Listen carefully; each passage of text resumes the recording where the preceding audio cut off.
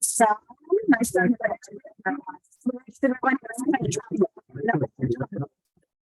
that's a good dose.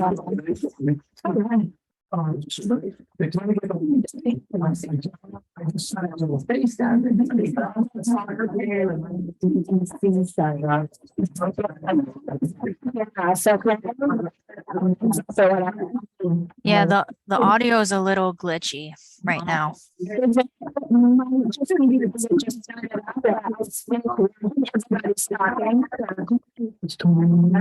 Just done. Can now. I got my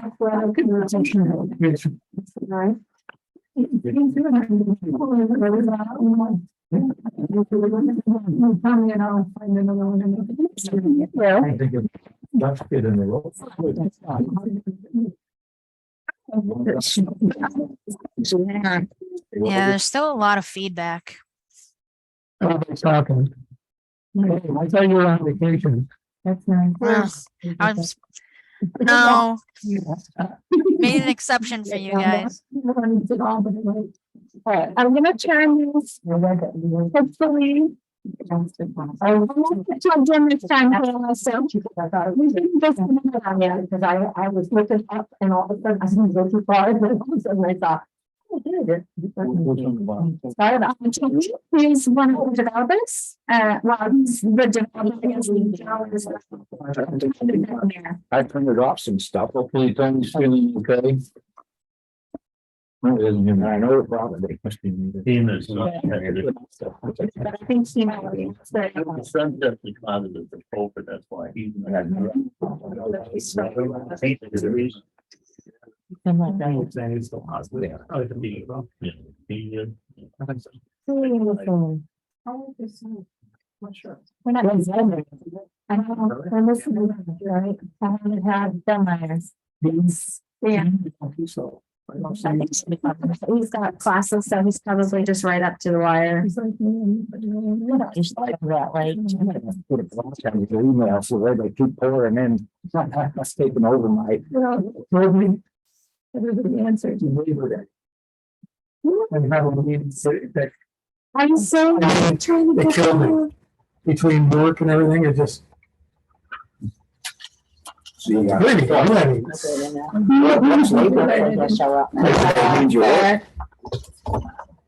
yeah, we worked across the road. I lost the meatball. Oh, is this the? We'll see if the cleaner gets up. Did you see my email about availability? Yeah. When did you want to? You just pass it out, I don't know. So we're waiting on Thursday morning. Thursday morning at 10? Thank you. Yeah, that's how we, right? I don't know. I'm retired. So nice. Best job I ever had, I'll tell you that. And I don't get up early. Is that your last name? Is it MACKELLAR? Just double checking. 2 A's. One in the front, one in the back. Yeah, I was like, where was that at? So Mike, are you available on Thursday? Which Thursday? 8? No, just not. Oh, where Ian to.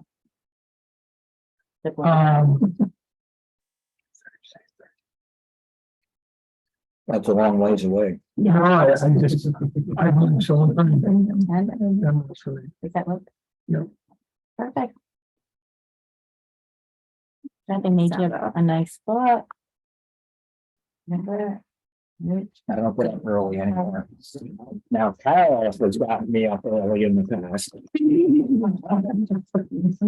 All right, I think they're ahead at 6 o'clock. I'm gonna call the meeting to order. And we have a quorum. Hopefully Bill will show up. We're not going, there's no minutes to approve, so we'll take. This is what I'd like to do for today. I'd like to jump right into the seeker. Yep. And do SEQR Part 2 and Part 3, and then we're gonna look at the project as a whole. And I have some questions for Joe and Tony, and hopefully we can conclude. Sounds like a plan. All right. Is that the first time? Mhm. We did it all the way through. Maybe, One way or another, we have. lots of work has been submitted and Joe and Tony have done a great job with getting everything that we asked for done in a timely manner. So thank you. 817 was the last.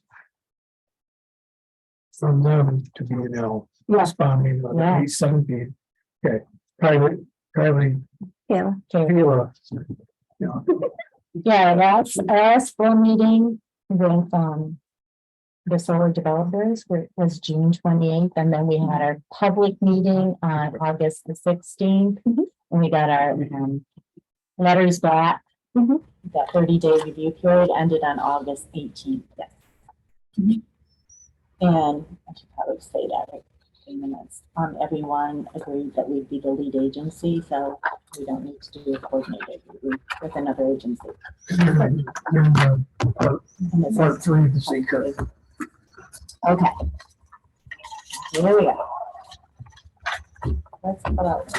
What I'd like you to do is pull out part 2. Part 2 of the secret that was on email. With the narrative and your table. Are you with me? Do you need that? You're looking lost. No. Part It's all right here on the resolution. underneath the resolution. Underneath the resolution, Oh, okay. underneath the first page, Bill, you said, I'll just. See, you need to. Yeah. No, this has nothing. No, you're good. And then flip it up, the first page. So part 2 of the secret. Oh, there it is. You don't have the right one. That's the, looks like that. John, you got it? Oh, you got it, Ian? What is that? Oh, I got it written before you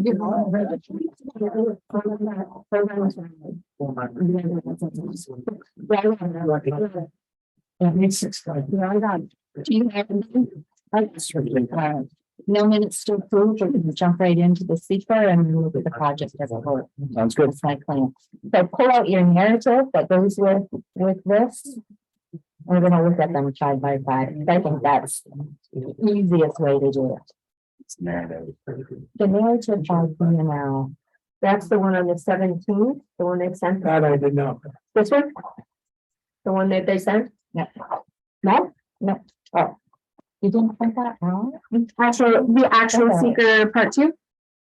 No, the narrative. There's a part 3 supporting information packet. It's with this, it's connected to this in the back. I'm sorry. Because I think that's, to me, that was the easiest to look at this side by side and then do the table. So that's this here at the back. It's focused. Yep. Yeah. I'm sorry. Wait a minute, hold it, sorry, I'm slow. I don't remember, it looks like. Not that old. Well, it's only a couple of people. So, yeah, I'm be going through a little bit. Did you get the thing that they just handed out? Yeah. I have this. Oh, there it is, I got it. I don't have the- Yeah, you got it. Okay, so maybe we should just. It's what they're gonna do, we would not be able to send that. I'm just gonna read this. Right, yes. Right up there, I was looking for the pointer and see which I missed it. I missed it too at first, when I went back and I looked and said, they talked about supporting narrative and I eventually found it. Yeah. Okay. Oh. I think that's all. Are you all ready now? I'm ready. Okay. So let's start, any in the time with me. Who's got it? Oh, you got it. I did. So let's look at the impact on the land. Yes. And you can see where the relevant part 1 questions are. So what BNL did is for each one of those questions, they went to look at the revised part 1 of the sequence on E2D and determined that the proposed action may involve construction on land where depth to water table is less than 3 feet. You see that? And they said it was a moderate to large impact. Really? Yeah, and I wanted to review that because and Kayla, can you hear me? She's not. Yep, I can hear you. Right, because I wanted to talk about that piece of it. Hmm. Let me just find my document. I actually printed off from New York State Department of Environmental Conservation those questions that relate to the impacts that involve the part 2 of the EAF. So the first part was the proposed action may involve construction on land where depth to water table is less than 3 feet, and it does indeed do that. I think the depth to the water table is 2 feet. Okay. And the narrative is the average depth to the water table in the project area is approximately 2 feet below the ground surface. Project will involve approximately 9.5 acres of ground disturbance. A stormwater pollution prevention plan was prepared by the project by Ingalls and Associates. The SWEP outlines the proper erosion control measures for the project to be followed during construction. The project will require coverage on the state pollution discharge elimination system, general permit for stormwater discharges from construction activity.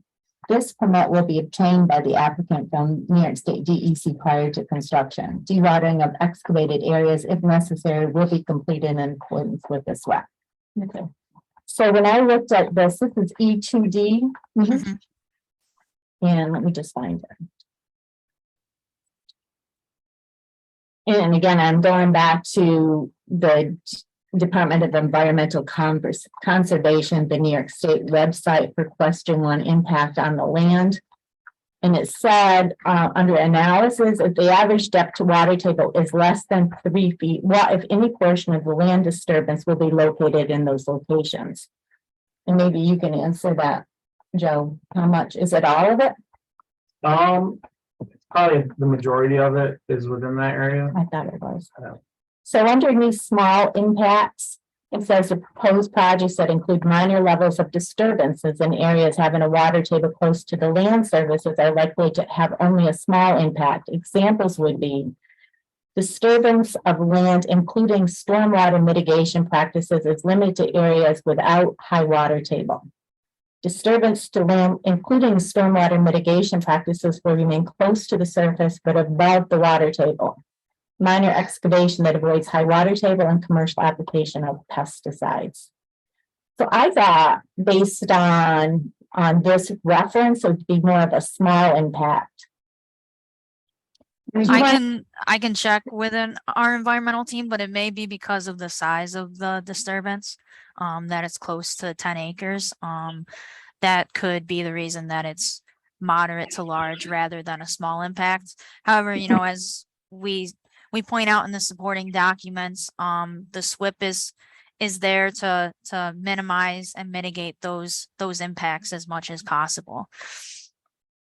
Are there buffer areas around the wetlands, the really wet areas anyways? Yes, Joe.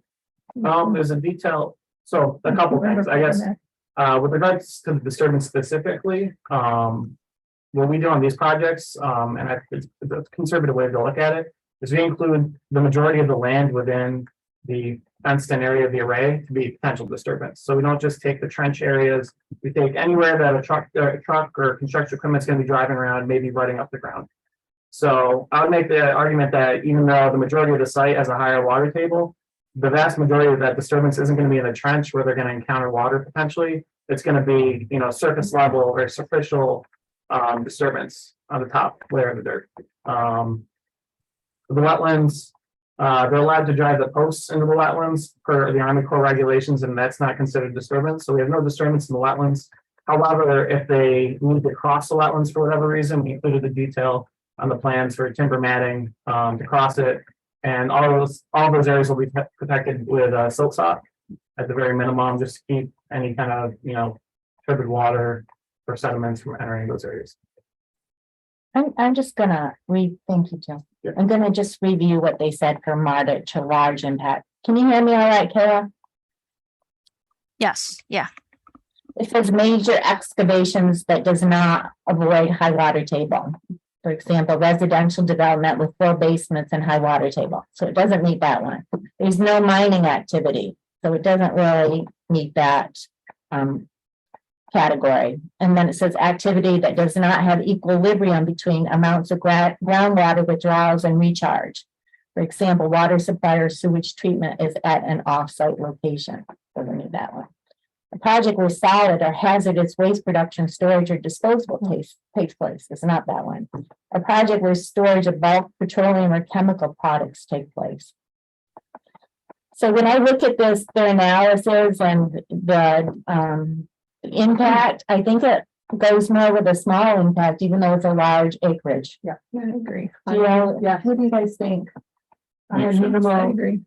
So Taylor, if there's something, you'll let us know. Yeah, no, I can look into that. But I mean, ultimately, it's up to the board's discretion. If you prefer to mark that as a small impact, that doesn't, that doesn't change anything to the documents other than, clearly marking that in the part 2. Okay, thank you. Then the proposed action may involve construction on slopes of 15% or greater. There's no impact. The proposed action may involve construction on land where bedrock is exposed or generally within 5 feet of existing ground surface. There's no impact. The proposed action may involve the excavation and removal of more than 1,000 tons of natural materials. No impact. The proposed action may involve construction that continues for more than 1 year or in multiple phases as a 4-month project, so there's no impact. The proposed action may result in increased erosion, whether from physical disturbance or vegetation removal, including from treatment of herbicides, and we have a small impact, and I agreed with that analysis based on what I read in here. So let's look at what the analysis said for that particular category. They said the project will involve approximately 9.5 acres of ground disturbance, which may result in temporary increases in erosion during construction. The proposed concrete equipment pads will result in a minor increase in impervious area on the project site, approximately 0.03 acres. A SWEP was developed by Ingalls and Associates, which will be filed during construction. Erosion and sediment controls are also shown on the project site plan. The SWEP addresses the construction and maintenance of all temporary and permanent stormwater controls required for the project. You guys agree? Basically. Yeah, I agree. Okay. Anything you want to add? Okay. And then the last part of impact on land, the proposed action is or may be located within a coastal erosion hazard area, which it's not, so there's no impact. So based on this, the magnitude of the impact, I thought was small. I had minimal. Or minimal? Yeah. And the duration of the impact, Also, yeah, this is our table, the first one, impact on land, I had medium, that one right there. but I didn't see that qualifier. Yeah. So, I like small. yeah, I think it's small. Yep. And then, Excuse me, to refresh my memory, there's no concrete, right? They're all just being driven into the there's ground. 2 concrete pads that'll be installed, right? Right, and the corner posts on the fence need concrete too, just to make them like But it's relatively minimal, minor, yeah. It's mine, it's Okay. 0.03 3. Yeah, of the acre of impervious surface. yeah, and that's including the equipment pad. We don't even count for the. So I thought the duration of the impact would be short term on the land, and that the likelihood of the impact occurring would be probable. That's what I thought. Is the removal of the concrete pads is in the decommissioning plan? That's all good in. Right, that'll be all right back to Yeah. farmland. And we would include in the decommissioning existing photos. That was a B&L comment. So there'll be a comparison point to see what the land looked like. Yeah. That's Yeah. Anything else? Any questions, comments? John, is that what you put to? Well, What did you what's the put? term? What's the definition of a term? Like a long term or short term? What's the difference? Yeah, let me see if I have that. Is there something specific? I do. I thought about that somewhere. That's all right. Under construction duration, Well, that was. It would be the. long term is over a year generally. Year. got it. And for- So let me review what the measuring of impacts by its magnitude is defined by the New York State Department of Environmental Conservation. Okay. No impact will occur if the proposed action is consistent with the community's adopted plan and zoning, does not cause a change in the intensity of land use in the area, does not change the quality of the existing community or its character, does not change or impact any environmental resource or infrastructure, or create a hazard to human health as identified in part 1. Small impact. These are impacts that are minor in magnitude and that have small or limited effects on environmental resources. Small impacts may also occur when the impact is limited to a small area. Small impacts are usually isolated, of minimal size, intermittent or short in duration, days to weeks, and do not affect rare or unusual species, habitats, or other resources. Small impacts include those that would generally be considered negligible and minor. These are often impacts from activities or resources that are not regulated or protected by any local, state, or national agency. Moderate impacts. These are impacts that are moderate in magnitude and that have more impact on environmental resources. Moderate impacts can also occur when the impact affects a larger part of the parcel or even extending to a small area just beyond the parcel. Moderate environmental impacts may be either isolated only in one location or of regional concern in a larger area. They generally are longer lasting, duration measured in weeks or several months, are often reversible and can be more readily addressed through mitigation measures or project changes. The resources affected often have broader local or regional concern and often are activities or resources that are regulated or protected by some local, state, or national agency. Large impacts. These are impacts that are severe in magnitude or cover larger areas in the neighborhood or community. The environmental impacts anticipated would be irreversible, challenging to mitigate, of wide regional scale, or of long duration. A large impact may also be unlikely to occur, but if it does, would be very damaging to the environment. The resources affected often have broader local or regional concern and often are activities or resources that are regulated or protected by some local, state, or national agency. Anybody want to see that? Did that answer your question? That makes sense. Yeah, thanks. Okay, so given that, what did you put for impacts on land, John? Well, it looks like it's a small impact. Mhm. And the duration of the impact, Based on that, it'd be medium. probably medium, right? Yeah. We're Okay. looking at the secret handbook. This was on the DEC's website. Yeah, so that's what I'm looking at right now. They have the table there. They talk, yeah, well, I've used this with this before. They talk about, E is a forest action may involve construction that continues for more than 1 year in multiple phases. So a moderate to large impact per DEC would be construction that occurs over multiple phases over many years. That would be a moderate to large impact. We just talking about construction here, or we talking about the project itself? Just construction. Right now, we're talking on these questions, and there were two that we said had an impact. Right. And that's what we're addressing here, just those two, the proposed action may involve structure on land where depth to water table is less than 3 feet, it is. And based on the resource that I found on that website as well, said it would probably be a small impact. And then the proposed action may result in increased erosion, whether from physical disturbance or vegetation removal, including from treatment by herbicides. But it's also vegetation replacement. It is. So I'm saying it's both, because you can't say removal and then it's gonna last, because they're going to, at least what we were talking about last time, that they were going to reintroduce and reseed it. So I'm assuming we're still doing. So that's why I was thinking that it was probably short term. Yeah. We're gonna reseed it and, Right. the erosion Yeah, it effect doesn't- will be, I mean, they're not gonna use pesticides or herbicides. No. And they're gonna take those pilings and drive them through. They're not going to be doing a lot of digging. Right. Right? And those are discrete. You do have small pieces. two concrete, couple concrete paths, and we've got a gravel access road going. Thought that was Do you- included there. Do you know what time of year you would be doing the installation?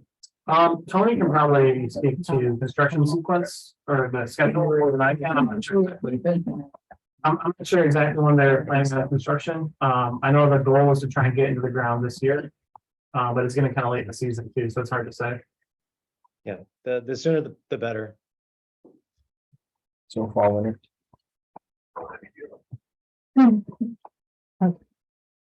And, in regards to winter construction, if it got to that, there's other specific recommendations. I think there's a section already in the SWIP that talks about different things you have to look for if you are building through the winter, if that were to happen. But yeah, so it's all counted for. Again, I'm not sure, what do you want the duration of impact? If it's speaking specifically about construction, then short term, right? It doesn't say, yeah, it kind of is mostly from construction, right? But Because one may, One- one on is land, it's construction, construction, and then the geographical features would be the land itself for the arrays. right. So you all agree, short term, I'm happy with short term. and the likelihood of the impact? How likely is it to occur? It's gonna happen. I think not. All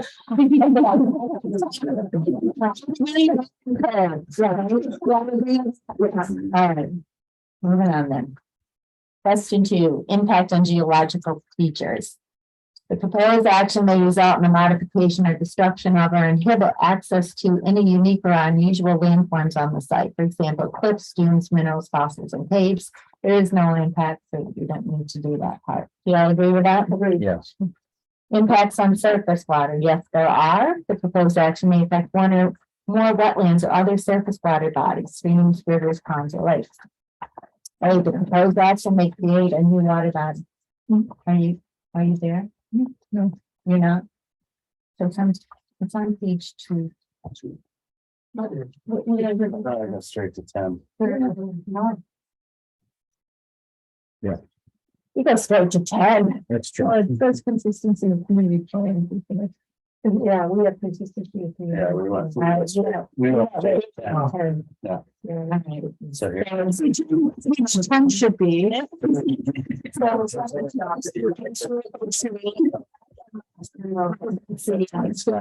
And you have yours, Bill, you have yours? I don't have page 2. I just made 10 as well.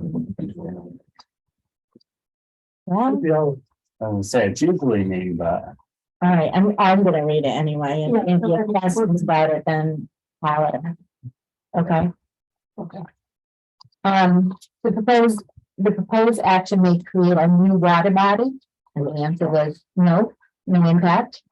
B, the proposed action may result in an increase or decrease of over 10% or more than a 10-acre increase or decrease in the surface area of any body of water. No. There was no impact. The proposed action may involve dredging more than 100 cubic yards of material from a wetland or water body. No impact. The proposed action may involve construction within or adjoining a freshwater or tidal wetland or in the bed or banks of any other water body. And that was a small impact. The proposed action may create turbidity in a water body, either from upland erosion, runoff, or by disturbing bottom sediments. And it was small impact. F, the proposed action may include construction of one or more intakes for withdrawal water from surface water. No impact. The proposed action may include the construction of one or more outfalls for discharge of wastewater to surface waters. No impact. H, the proposed action may cause soil erosion or otherwise create a source of stormwater discharge that may lead to siltation or other degradation of receiving water bodies. Small impact. I, the proposed action may affect the water quality of any water bodies within or downstream of the site of the proposed action. No impact. J, the proposed action may involve the application of pesticides or herbicides in or around any water body. No impact. And K, the proposed action may require the construction of new or expansion of existing wastewater treatment facilities. No impact. And that was it on it. And now let's look at the supporting narrative on it. Check this on here.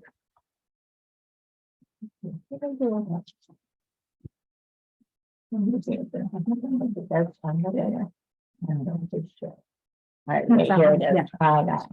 The bottom. So 3D, we'll start with 3D. That was a small impact. The proposed action may involve construction within or adjoining a freshwater tidal wetland or in the bed or banks of any other water body.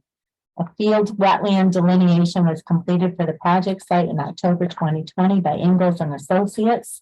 The resulting wetland boundaries are shown on the site plans.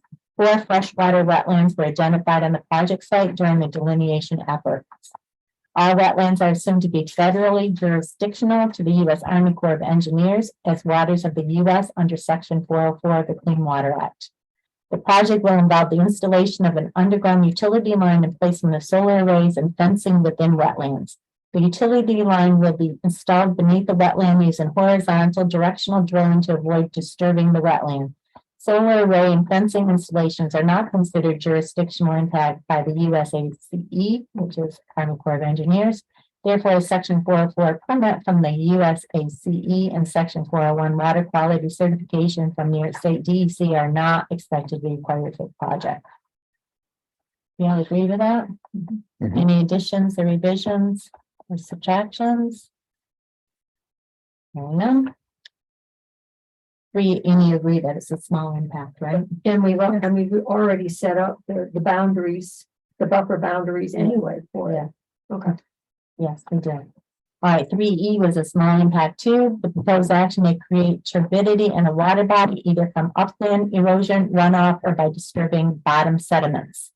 Ground disturbances associated with the proposed infrastructure may result in increased upland erosion. A SWEP was prepared by Ingalls and Associates detailing suitable erosion control measures for the project, and erosion and sediment controls are shown on the site plans.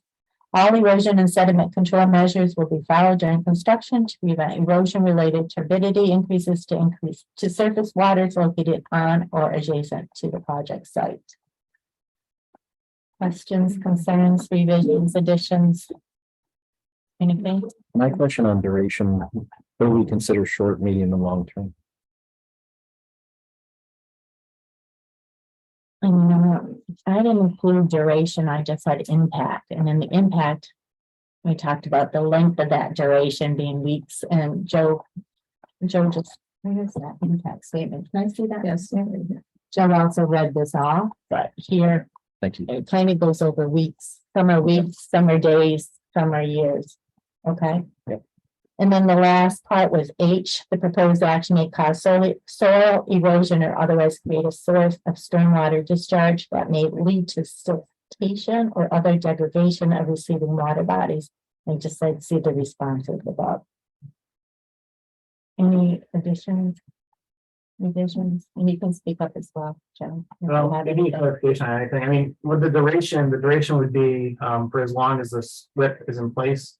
There's gonna be weekly inspections on the site, to make sure all the erosion sediment controls are in place. And then that doesn't stop until the site is, permanently stabilized. And then there's no risk of having, sediment entering the wetlands. So that's the duration. I've got a quick question with respect to like if whenever you're ready to, pull the trigger, you talked about a date, sooner rather than later. Mhm. Is there a date that you won't start construction or will you go straight to winter? I'm gonna defer that to Tony. Tony, did you hear the question? I did, yeah. So I think we're getting late enough in the year right now that it's going to be really difficult to start construction before the spring. But if we find a contractor who says that they can safely do it without damaging any of the earth, then we may go ahead and start in the wintertime. We're loath to do that, but if it's possible and they're not going to charge us twice as much money to do it. Yeah, I'm thinking erosion, seasonal frozen ground, all those have impacts. Yeah, I mean, maybe there's some work that can get done before, the ground's frozen. They might be able to do some of the site work that can get that started, like the access road. And then wait on the posts, because then I have a hard time pounding those into frozen Right, ground. depending on equipment. Yeah, There's also procurement issues that may hamper our ability to start driving piles until the spring anyway. So if we were to order piles today, we might not get them for 20 weeks. And obviously we don't want to, 20 weeks puts us into January, I think. So Mhm. So I said for magnitude of impact, we have small impact here. For 1D, 1E, and 1H. And that it'd probably be short-term duration and probably will occur. Yeah. Or did you all right? I agree. Yeah, I agree. That's good. Yeah, I'm good. Yeah. Yeah. Okay. Can you read that one more time? I'm gonna give you that. Okay, perfect. Fantastic. Going on, impacts on groundwater. The proposed action may result in new or additional use of groundwater or may have the potential to introduce contaminants to groundwater or an aquifer. And the answer is no. So there's no impact on that. Right. Impact on flooding, the proposed action may result in development on land subject to flooding. And yes, that may occur. We have A, the proposed action may result in development in a designated floodway, no impact. The proposed action may result in development within a 100-year floodplain, no impact. The proposed action may result in development within a 500-year floodplain, no impact. Proposed action may result in or require modification of existing drainage patterns. We have a small impact. The proposed action may change floodwater flows that contribute to flooding. If there is a dam located on the site of the proposed action as a dam in need of repair or upgrade, and there is not, so no impact. So we have one, and it's 5D, and we have a small impact on it, right? And I said it was short term and unlikely to occur. Right. What did you all have? I had none. If I was figuring that the way it was set up, that everything was in such a small area that it wasn't going to affect the overall. I need to read it. Okay. Right? Just remind me, gotta read that.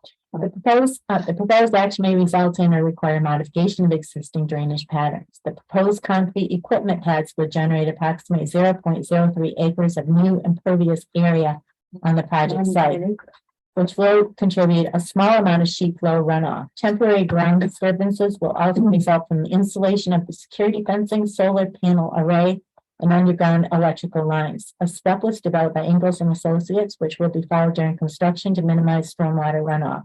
The SWEP addresses the operation and maintenance of temporary and permanent stormwater control measures for the project. Stormwater runoff will be directed to an on-site wetlands. Impacts to surrounding properties from changes to existing drainage patterns are not expected to be significant. So there is going to be some stormwater runoff. We have to say, so in other words, we have to say small then. Okay. Yeah, so it's a small impact. And the duration of that impact is during construction, probably. So this is a short term, but what do you all think? Yeah. Well, you're gonna have the 300ths of an acre that's there for, Forever. 30 years. but I mean, it's. Oh, so do you think it's? That's included in this, like, we have to do a drainage analysis that includes existing and proposed conditions. So that additional impervious, the 300 something acres included in the. We need to take that and show that it's not going to increase runoff, which is what we're showing, right? Yeah. And I said flooding is unlikely to occur. Yeah. That's what I put in. Yeah. Is that, do y'all agree with that? Yes, absolutely. Don't let me, Keep going, honey. don't let me say it all. You know what I mean? Impact on air. Is that next? Yeah. There's none. Impact on plants and animals. Yes, the proposed action may result in a loss of flora or fauna. A, the proposed action may cause reduction in population or loss of individuals of any threatened or endangered species as listed by New York State or the federal government that use the site or are found on, over, or near the site. There's no impact. The proposed action may result in a reduction or degradation of any habitat used by any rare, threatened, or endangered species as listed by New York State or the federal government. There's a small impact. We talked about the monarch. Butterfly. Really? Mhm. Consideration for endangerment? Yeah, well, It's a candidate, I think. I'll review the rationale in a minute. But I'll see. give you another perspective on that.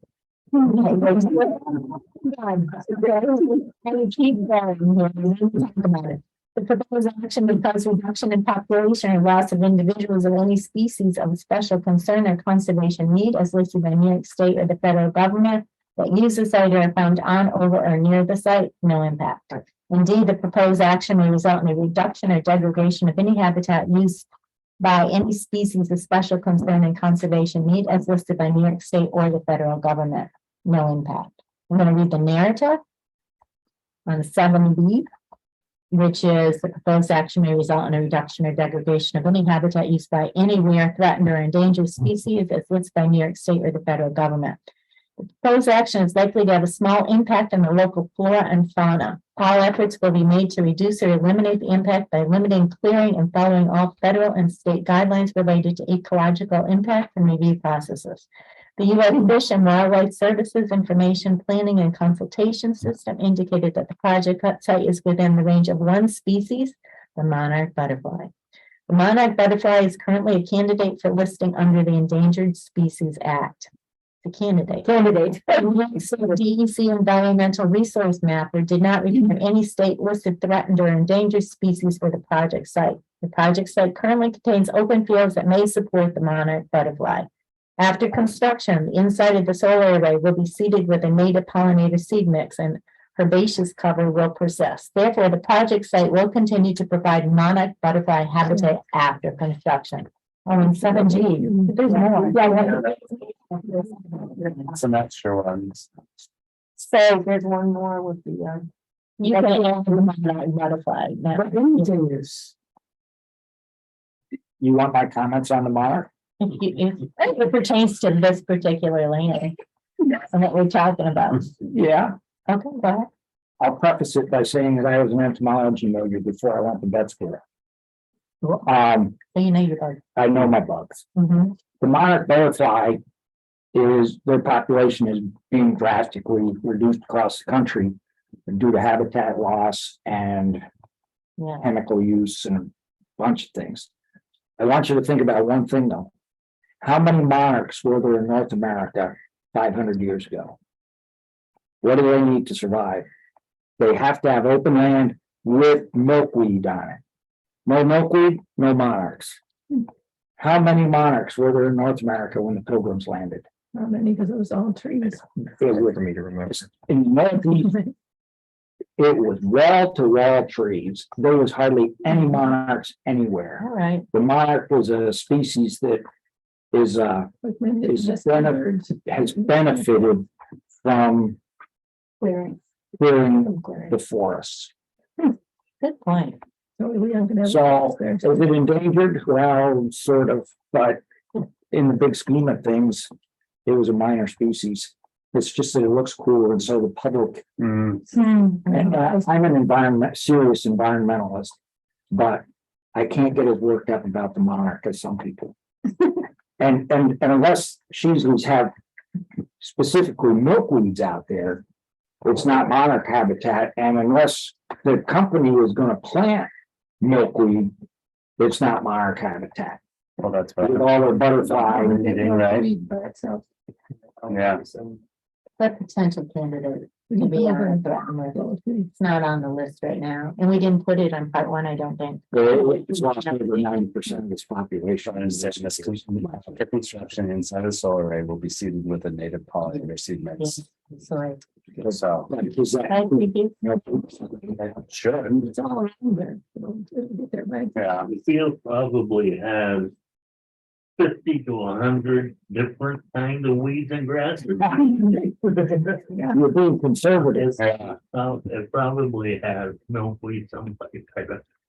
In there, I don't remember seeing any in there. We've got it in a couple of other fields. All right, but as Betsy says. it'll get- it'll get there. Condition if you want to add Yeah. extra milkweed. Personally, not too concerned. We're gonna keep going with the rest of this. I think I'm on E. The proposed action may diminish the capacity of a registered national natural landmark to support the biological community it was established to protect. No impact. The proposed action may result in the removal of or ground disturbance in any portion of a designated significant natural community. No impact. The proposed action may substantially interfere with nesting, breeding, foraging, or overwintering habitat for the predominant species that occupy or use the project site. Small impact. And H, the proposed action requires the conversion of more than 10 acres of forest, grassland, or any other regionally or locally important habitat. No impact. Proposed action, commercial, industrial, recreational projects only involves use of herbicides or pesticides, and there's no impact because they're not going to use it.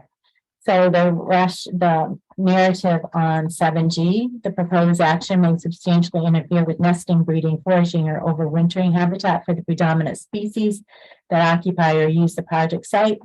Common species that use the project site likely include the white-tailed deer, red fox, and Canadian goose. The project will convert approximately 25.4 acres of agricultural land to construct the solar panel array and associated site features.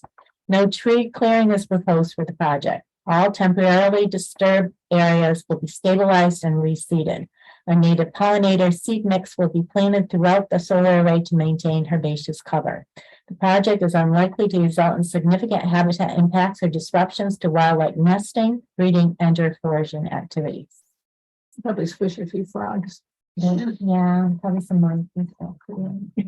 Plenty of those, yeah. So for the impact on plants and animals, we have small, Okay. right? And the duration of that impact, Short term. we think it's short term. Yeah, because they're gonna go back. Whatever they're gonna. No, I Well, it's gonna be fenced in. Yeah. That's permanent. Yeah, for animals and stuff, I put medium, but put medium. Why don't I do that? Because it will interfere with nesting, breeding, foraging, and overwintering habitat of the predominant species that occupy or use the project site. Maybe. Fences all over, I have foxes in there and geese in there and. So you thinking it's short term? Is that what I'm hearing predominantly? I put long term, I think it's long term. You think it's long term? But it's Medium small. term? I had medium. Short term? Well, I was thinking about the original construction before it goes back to its natural habitat. And since that, my deal with they're going to replace it back.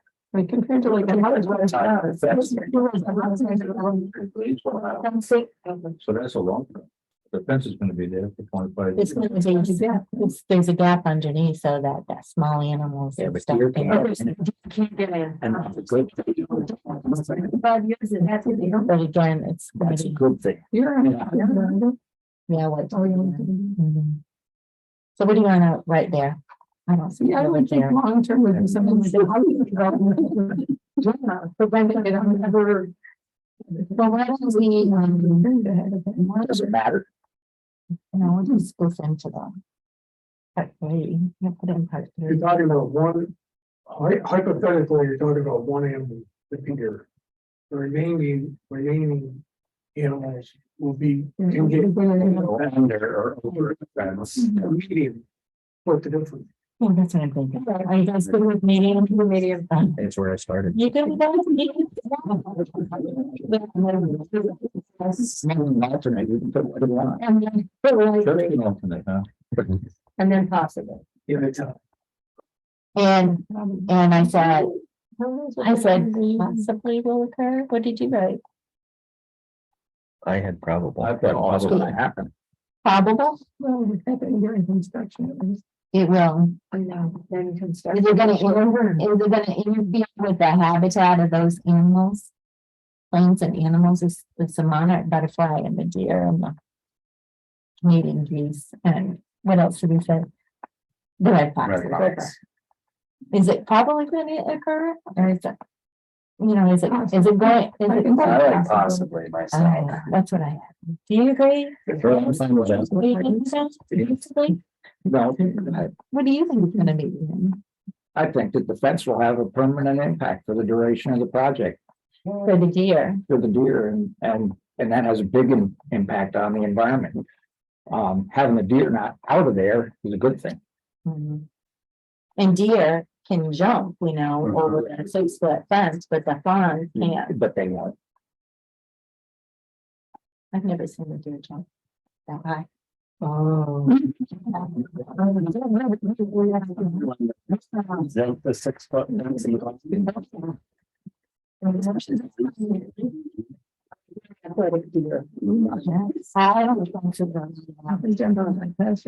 think so. All right, can we go on to impact on agricultural resources, number 8? Yeah. The proposed action may impact agricultural resources, it does indeed. I had some questions about this. The proposed action may impact soil classified within soil group 1 through 4 of the New York State Land Classification System. Small impact. Proposed action may sever, class, or otherwise limit access to agricultural land, includes cropland, hayfields, pasture, vineyard, and orchard, etc. they had moderate to large, but when I looked at, when I looked up agricultural, I found that it was small. Can you speak, You're grounded, don't you? No, can you speak to that, Kayla? that's the corner. And Is this B? the, I'm gonna read it. But you would normally cross over your lane. Right. You're not limiting access Not limiting to. their address. no one else goes anywhere close to there. Right. I'm just gonna read about 8B, according to the question from the New York State Department of Environmental Conservation. C answer to 8A. But no, it was 8B that in. But the response to But the A response- is C as an SEE response to question A above. What do you mean the narrative? Narrative on the bottom. Oh, See, on the next page. I see. Well, I was gonna read to you what New York State Department Oh, of okay. Environmental Conservation had for the analysis. Okay. It says, and this is just for question 8B. Analysis, are there any agricultural fields on or adjacent to the project site? Yes, there are. Are there any structure? These are things that we got to consider. Are there structures, fences, signs, landscaping, gates, or similar structures cited on cited in a manner that may prevent travel with large equipment along or to farm fields? And will the proposed project result in any significant changes in traffic or traffic patterns that may limit the farmer's ability to access farm fields?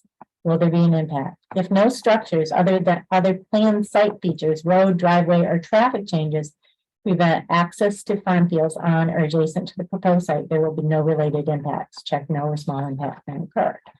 So small impact. A small impact could occur under one of or more of these circumstances. An action that severs, crosses, or limits access temporarily, and the land can return to agricultural use after completion of the construction phase. Structures, fences, signs, gates, or similar structures will be cited in a manner that will limit access, but provisions have been made for farm equipment to have a right of way during certain times of the year or in a different location acceptable to the farm landowner. New roads, driveways, and bridges are built that may make it harder to access farm fields, but they are designed to accommodate equipment and machinery, so they do not limit it. That was small based on that. And then under moderate to large, it is likely that one or more moderate to large impacts could occur under one or more of these circumstances. Structures, fences, sign, landscaping, gates, or similar structures are cited in a manner which prevents access to farm fields.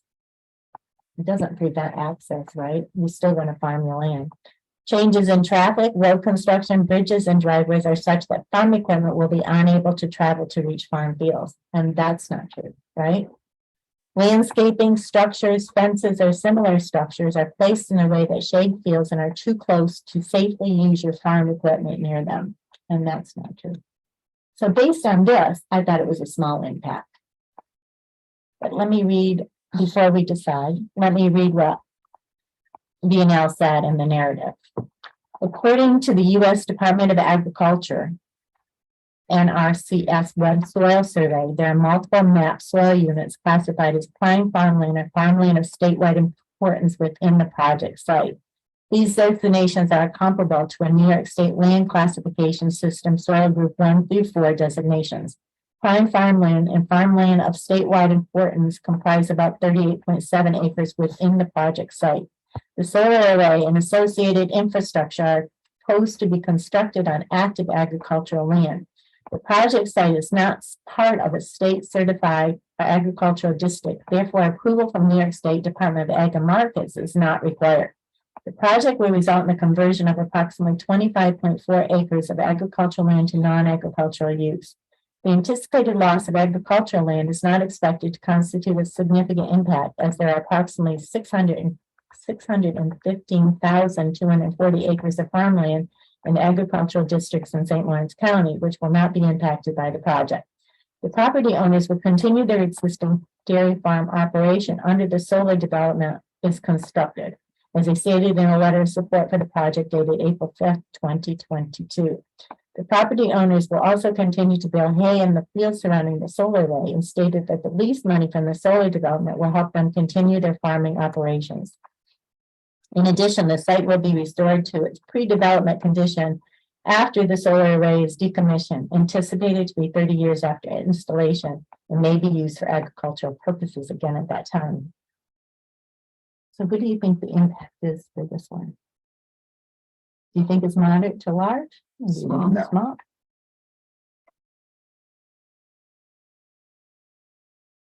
I think that if you read, or you just read this back, they're considering the land.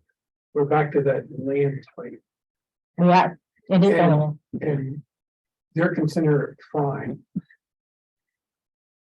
I visited the site, I looked at the site. Don't take this wrong, it's not prime. But we're just looking at B, which says the proposed action may sever, cross, or otherwise limit access to agricultural land. I don't think it does. I think it does at all. There's none. There is a small impact, as it says, under small, an action that severs, crosses, or limits access temporarily, and the land can return to agricultural use after completion of the construction phase. And granted, it's not going back to after construction phase, it's going to go back after 30 years. So So small. I'm wondering, Is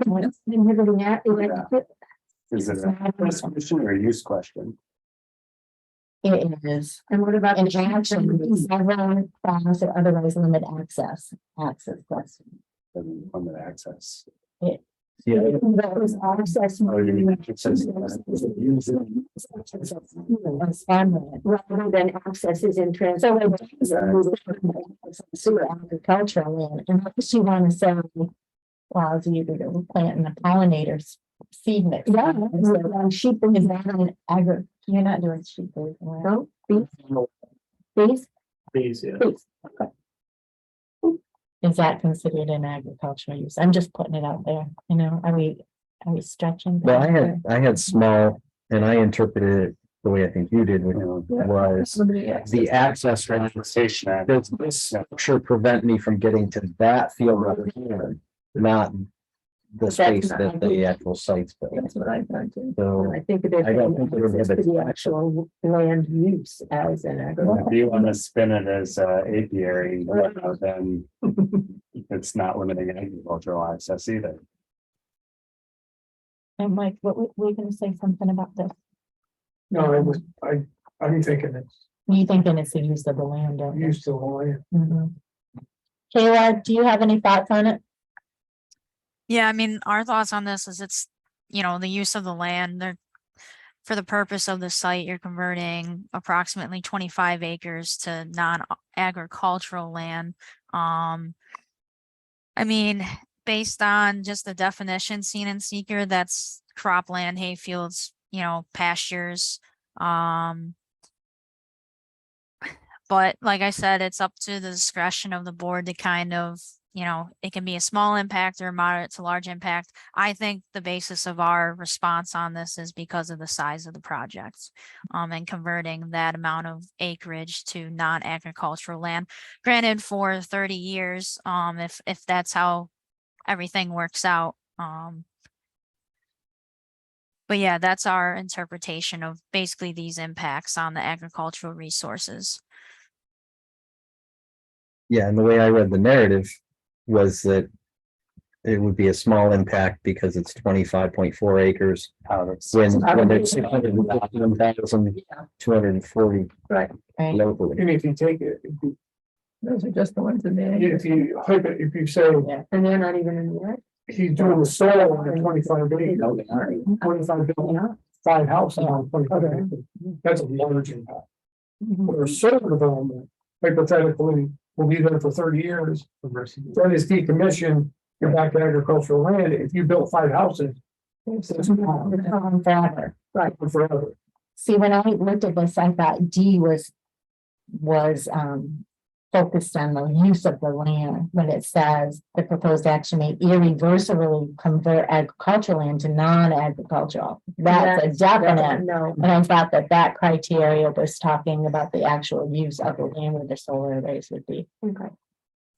So with number B, and you can read it either way.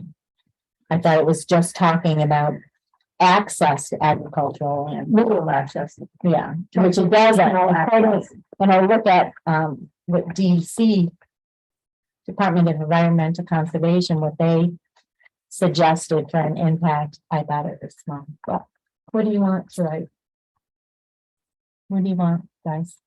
I had small one. I'm okay with small. Me too, because it's. I had mine, but I'm good with small. I like small. Okay, we'll change it to small then. Okay. C, the proposed action may result in the excavation or compaction of the soil profile of active agricultural land, small impact.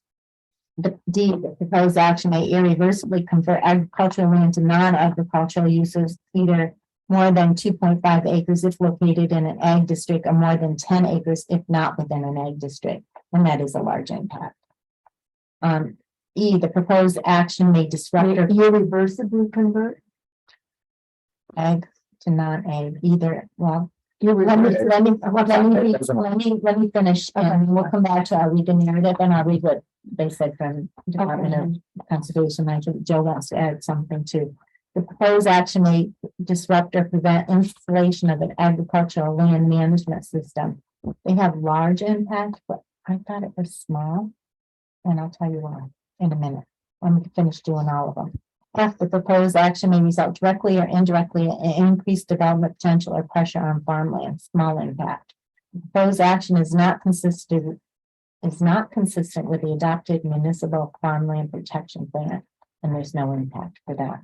So let's go back. I'm going to read the narrative first for C,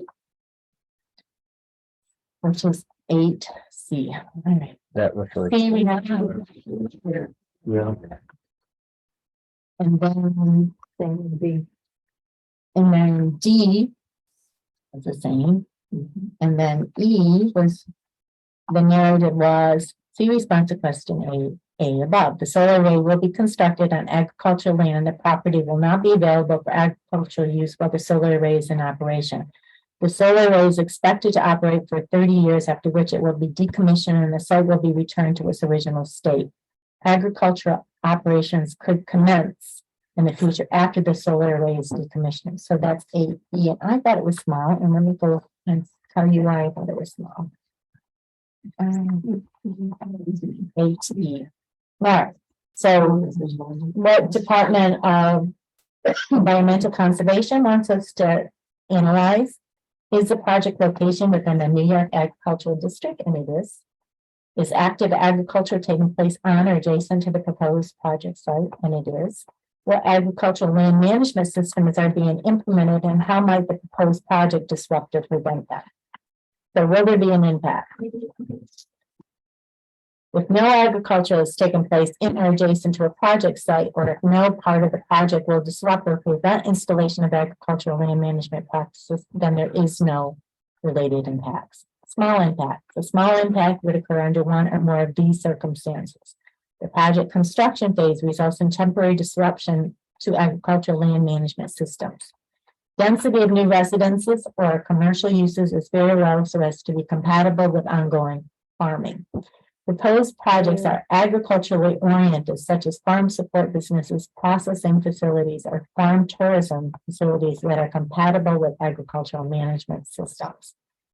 And then moderate to large impact. It is likely that one or more moderate to large impacts could occur if development brings large numbers of non-farm uses and dwellings to an area, which can prevent installation of land management systems due to concerns about noise, odor, or farm practices such as use of fertilizers and pesticides.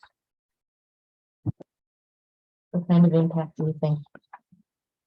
8. The proposed action may disrupt or prevent installation of an agricultural land management system. Do you want to look at those? Preventing it or just changing it? Yeah, right now we've got large impact, moderate to large. I mean, that whole little area is never gonna be a big farm place. But does it, And it says right here that they're not part of the state certified agricultural district. Do you know if that's true? I thought in part 1 that you were in an ag district. Yeah, St. Lawrence I- is in part one. Was, This will be 30 years ago, so they changed. Yeah, I know they're in it. okay, because this says that they aren't. I know, that needs to change. Let me find it. Yeah, right here, existing land or something. Somewhere in here, it's got St. Lawrence. STLA. And it says, I think it's Egg District 2. And of course, I'm not finding it right now. Yeah, right here. Is this project or any portion of it located in a designated agriculture district certified pursuant to Ag and Markets Law, Article 25-AA, Section 303 and 304? And the answer is yes. And the district is STLA 002. So they are part of an ag district.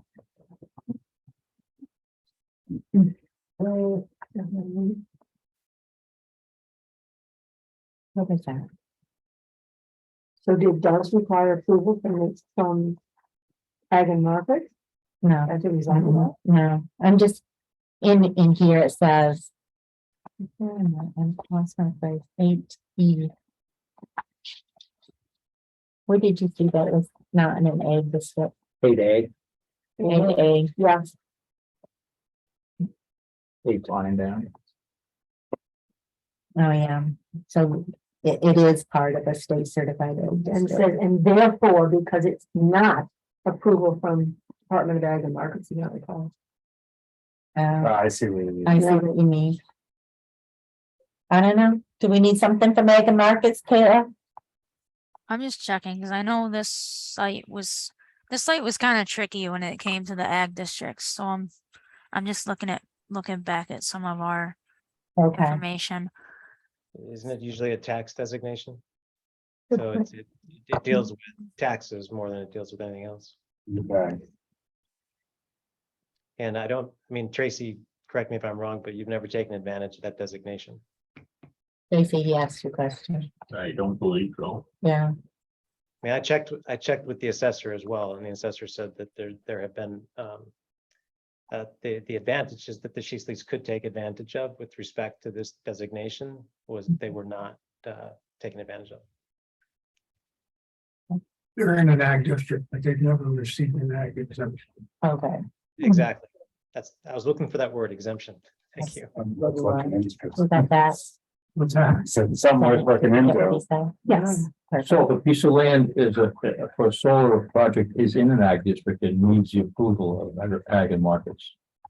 So That's what. I'm the good. survey says. I know it says that. I think it needs to change. So I'm in an ag district as well where I live, but I don't have any exemptions from ag and markets because I don't produce at least $10,000 Threshold.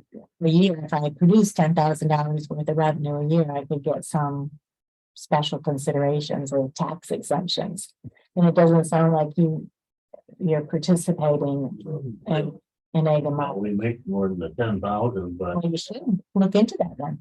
You know, We did it, only about a 10% savings. it's Whether It it's- says something about the tank itself, and I know Mhm. it's tanked as agricultural, but the only thing I don't. oh, Well, I think what they'll do is. They'll take that 25 acre or 25.4 acre and they'll remove it from the ag district. It'll be no longer part of the ag district. Okay. That makes sense. I mean, most of the town of Canton is in an ag district. But again, I'm in an ag district and there's no agriculture on my side of the road. It's all residential. Across the road is a different story. So what do you want to do for the impact of E, the proposed action may disrupt or prevent installation of an agricultural land management system? Do you want to leave it as it is, or do you want to change it to something? Whatever your pleasure is. I don't think it's gonna affect it at all. Cause To it's me, not I- gonna happen. Yeah, Well, right now they're using it for haying. So it does disrupt. This particular parcel, and it does. If you read it that way, and it sounds like that's how B&L read it, right? That they looked at this parcel of land and saying, we're taking it from hay production to solar production. So it's not agricultural at all, and there is a large impact because it's not agricultural, other than we have a pollinator seed mix of it. So doesn't mean Easy. Yeah, on the site, yeah, I guess the other thing we want is, and this came up with the county meeting, I believe in the town's comp plan, that area is labeled as future single family development area. So it wasn't even considered for, future, like special ag overlay area or anything. The whole area is kind of segmented too. It's surrounded really by residences on Farmer Road to the west, residences primarily to the south, rural residences, and then to the east, you also have additional rural residences.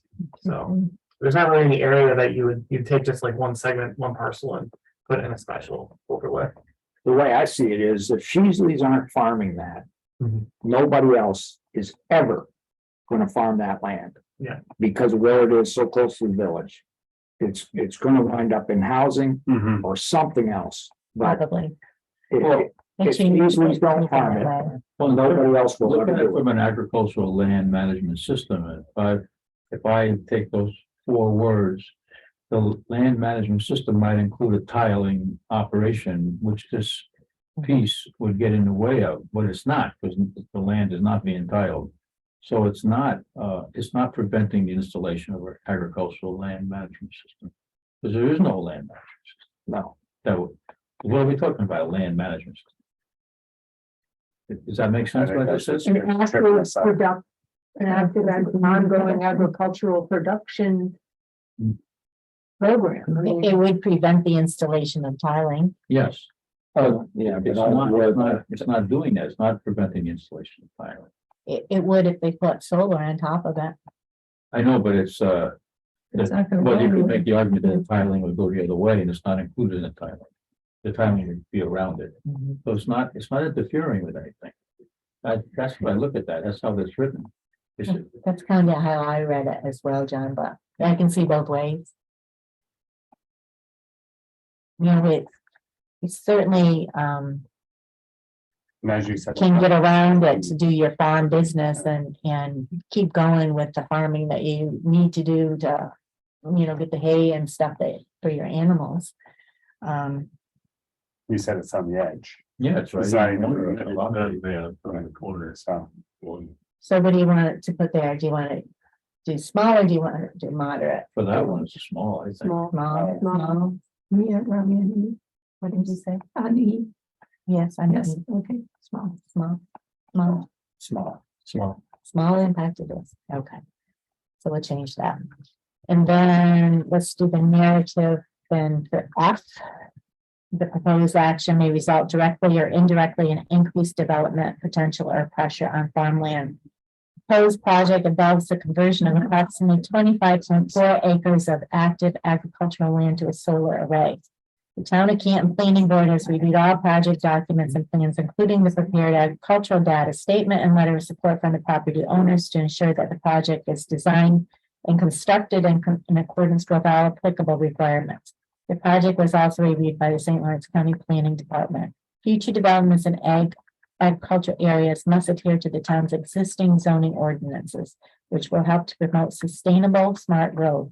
In addition, the St. Lawrence County Agricultural and Farmland Protection Plan will aid in keeping important agricultural areas under agricultural use and preventing development in these areas. Do you agree with that? Any additions, revisions to the narrative from B&O?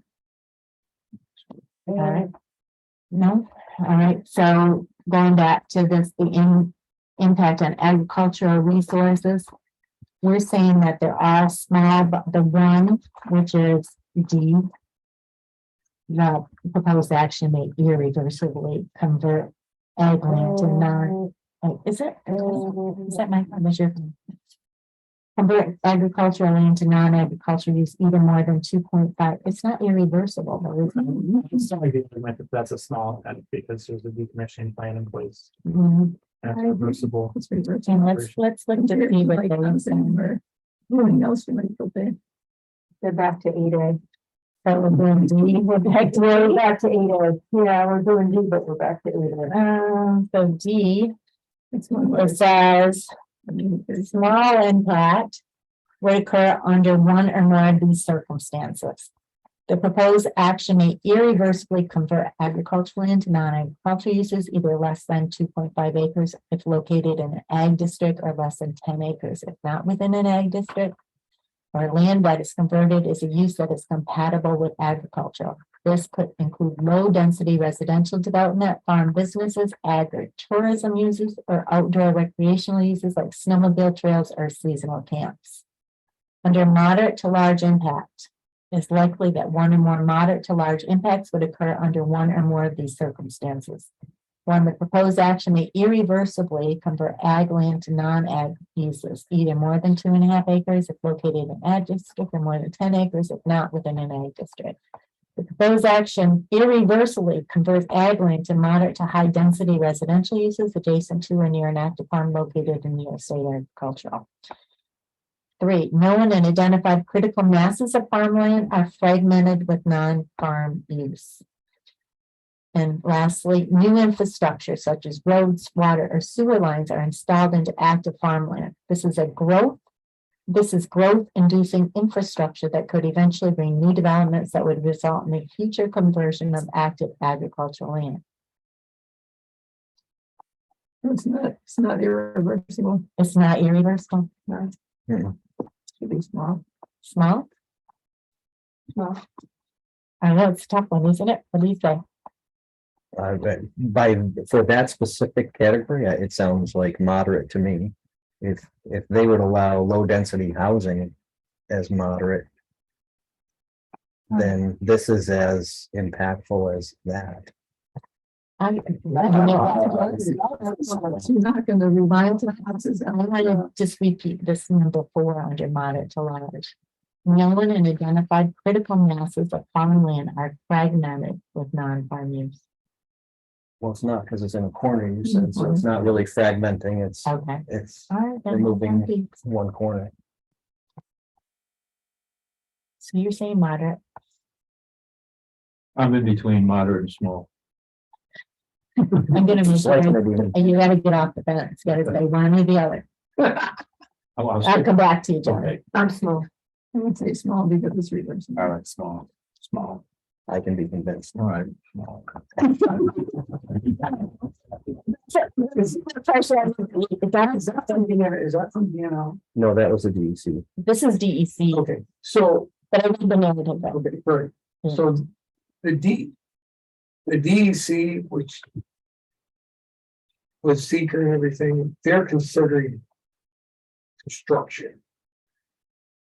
They're considering buildings and sewer, They are. right, you know, so they're not considering solar because this is all new. It's not specific to solar, it's not, or wind or any of those. And I was thinking of just the pads, how big are the pads, how big are the, it's less than 2.5 acres. I think they're considering the whole project, right? Fences, arrays, pads, but I don't think it's reversible, but. Yeah, I mean, That's Right. the, it's reversible, and it is somewhat compatible with agriculture. Again. There's potential to be. All Because, yeah, right, so I make it small. Okay. So the impact on agriculture is small. And With a small amount of acres. what is the duration? Long. I put long term as well, Okay. and I put down that it probably will occur. Yeah. Mhm. Agree. You all agree with that? Yep. John? Yes. Yeah. Okay. That was a hard one. I thought that was a hard one. It's an important one. It is. Impact on aesthetic resources. Yes, there are. The land use of the proposed action are obviously different from or are in sharp contrast to current land use patterns between the proposed project and a scenic or aesthetic resource. So A, proposed action may be visible from any officially designated federal, state, or local scenic or aesthetic resource. No impact. The proposed action may result in the obstruction, elimination, or significant screening of one or more officially designated scenic views. No impact. C, the proposed action may be visible from publicly accessible vantage points. One, seasonally, or I, seasonally, and small impact, and year-round, small impact. D, the situation or activity in which viewers are engaged while viewing the proposed action is I, routine travel for residents, including travel to and from work, small impact, recreational or tourism-based activities, small impact. E, the proposed action may cause a diminishment of the public enjoyment and appreciation of the designated aesthetic resource, no impact. There are similar projects visible within the following distance of the proposed project: 0 to 1/2 mile, 1/2 to 3 miles, 3 to 5 miles, or 5+ miles, and it's a small impact. I'll read you the narrative related to aesthetic resources. 9C, proposed action may be visible from publicly accessible vantage points, seasonally or year-round. Construction activities and the resulting solar array will be visible from nearby properties and to people traveling along Judson Street, Farmer Street, and State Highway 310. The project is unlikely to be visible to citizens enjoying nearby municipal parks and aesthetic resources within the town. The solar array and associated infrastructure will result in a permanent visual change to the local view shed. The solar panels will be approximately 8.5 feet tall. Deciduous trees are present along the property boundaries. Trees are most dense along the northern and eastern boundaries of the project site and are present intermittently to the south and west. No tree clearing is proposed for the project. Evergreen screening trees will be planted around the proposed solar array to reduce visual impacts to nearby properties. Ingalls and Associates completed a visual assessment for the project, which included photo simulations of the proposed solar array from multiple nearby vantage points. The solar array will be visible to nearby properties and from people traveling along Judson Street, Farm Street, and State Highway 310. Trees surrounding the project site will remain and will reduce visual impacts to nearby properties during the growing season, as evidenced in the photo simulation. The solar panels will be approximately 8.5 feet tall. The Town of Canton Planning Board has reviewed the proposed site plans and visual simulation to ensure that adverse visual impacts are minimized to the extent possible. The proposed overhead utility poles in the northeastern corner of the project site near State Highway 310 will be similar to existing utility poles in nearby locations. Any additions, corrections, revisions to this? No, we're good. All right, 9D, the situation or activity in which viewers are engaged while viewing the proposed action is routine travel by residents, including travel to and from work, recreation or tourism-based activities. Same response that I just talked about. And then 9F, there are similar projects visible within the following distance of the proposed project: 0 to 1/2 mile, 1/2 to 3 miles, 3 to 5 miles, and or 5+ miles. So response 9C.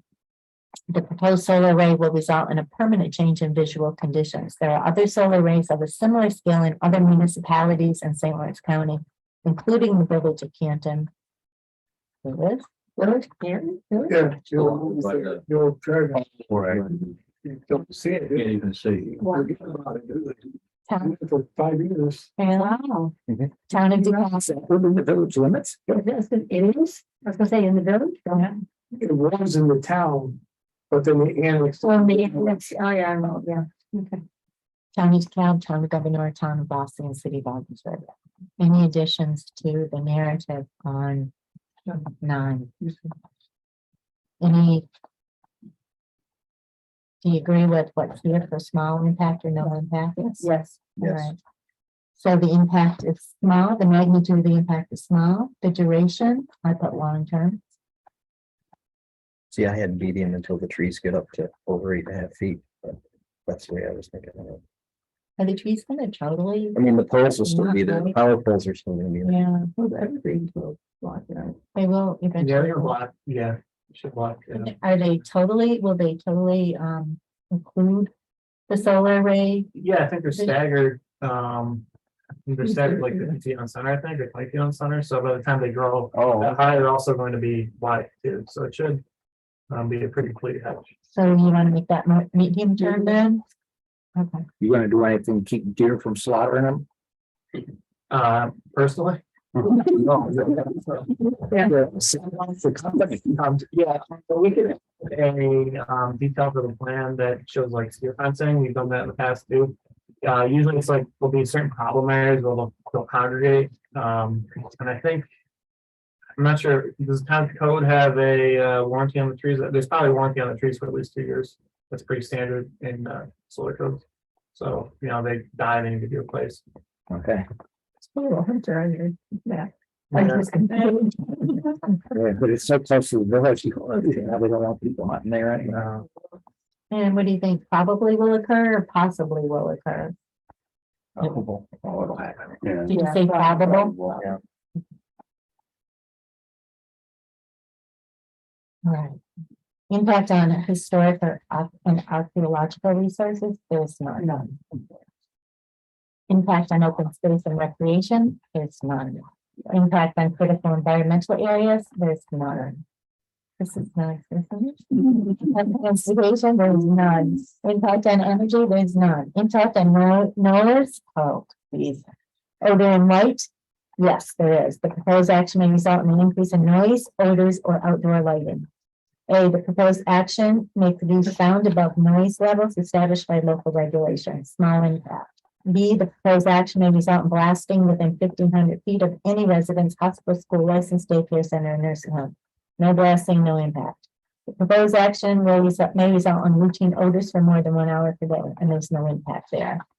The proposed action may result in light shining into adjoining properties. There's no impact. The proposed action may result in lighting, creating sky glow brighter than existing area conditions, and no impact. There's no lighting. All right, so the narrative for 15A. Again, construction. Yeah, the construction. Yeah, wasn't there a low level hum from the? Yeah, and it's essentially located, so you get, there's like 2 things that are good about that. Essentially located, so by the time it reaches the property line, it's not gonna be distinguishable above ambient. And it's noisiest when the panel's under load, which is gonna be in the middle of the day, so there's not gonna be any noise at night when people are home. So the narrative addresses that as well. Ambient noise levels, and I'm so thankful for being out to write all this out, for us to have to do all this. It would have been overwhelming. So thank you, Kayla. Ambient noise levels will be exceeded temporarily during construction. Excess noise will be limited to daylight hours to minimize adverse impacts to the community and nearby receptors. Construction will be completed during weekday daytime hours. Elevated noise condition will be temporary and will end once construction is complete. Construction is anticipated to last about 4 to 6 weeks. A noise analysis was completed by Ingalls and Associates to assess potential impacts to surrounding properties related to noise generated at the project site. During project operations, the inverters will produce a low hum at approximately 60 decibels to the nearest residential receptor. The noise level is comparable to conversational speech and is not expected to adversely impact nearby properties. Existing and proposed screening trees along the perimeter of the property will help reduce noise levels audible from nearby properties. The noise analysis concluded that the anticipated noise levels will not be distinguishable from existing background noise. Y'all agree with that? So for noise, I put, what did I put? Small impact for the magnitude.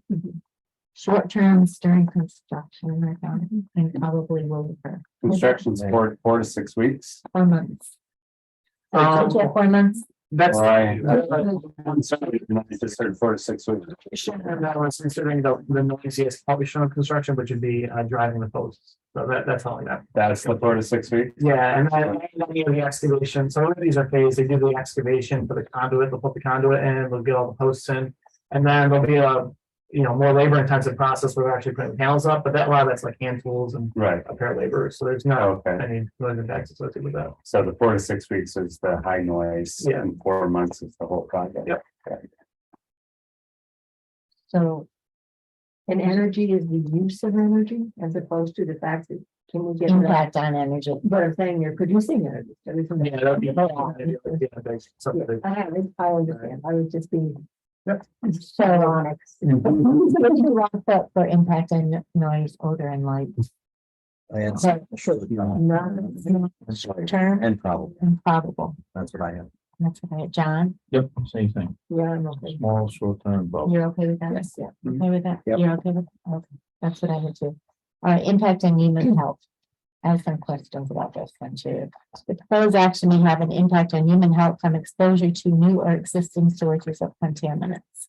The answer is yes. A, the proposed action is located within 1,500 feet of the school, hospital, license, daycare center, group home, nursing home, or retirement community. They have a small impact. That's the one I want to come back to. The site B, the site of the proposed action is currently undergoing remediation, no impact. There is a completed emergency spill remediation or completed environmental site remediation on or adjacent to the site of the proposed action, no impact.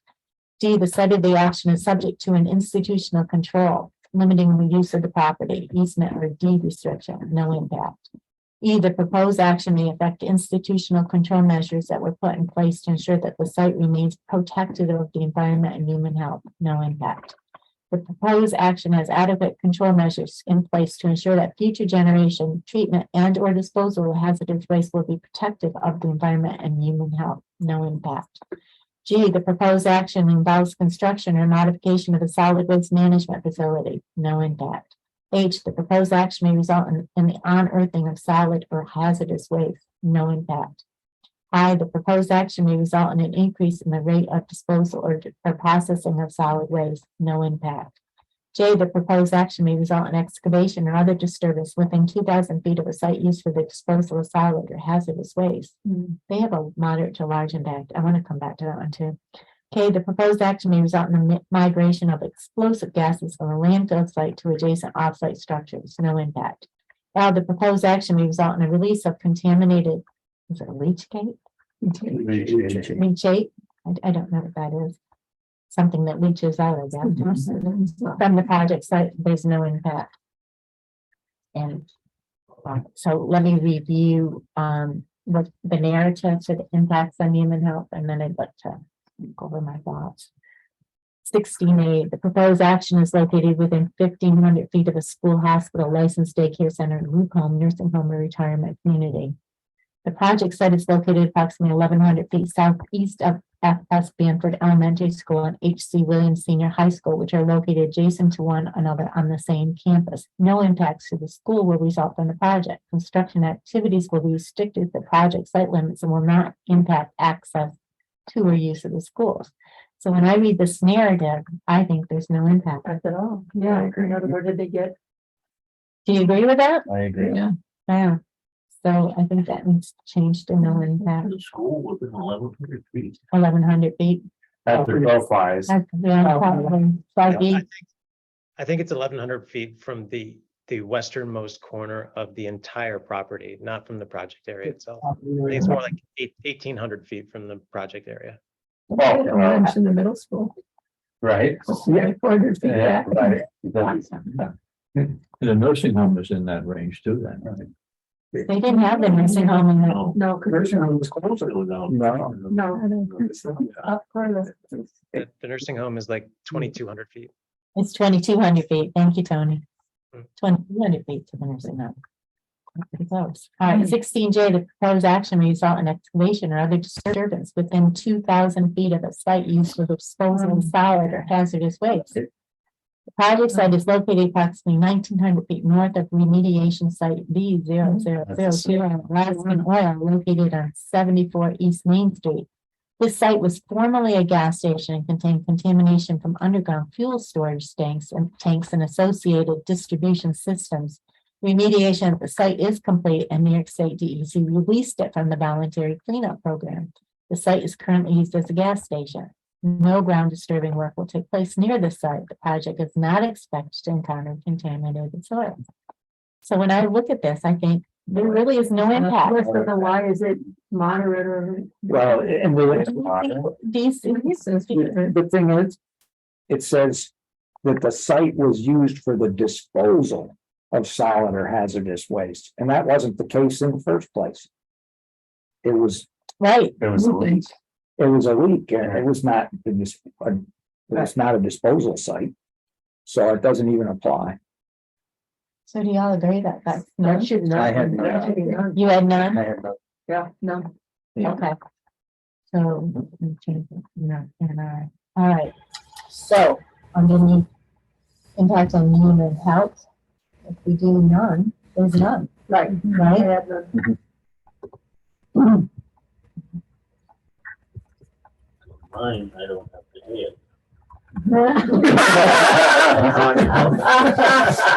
Good, yeah. Consistent, we're almost done with it, consistency with community plans.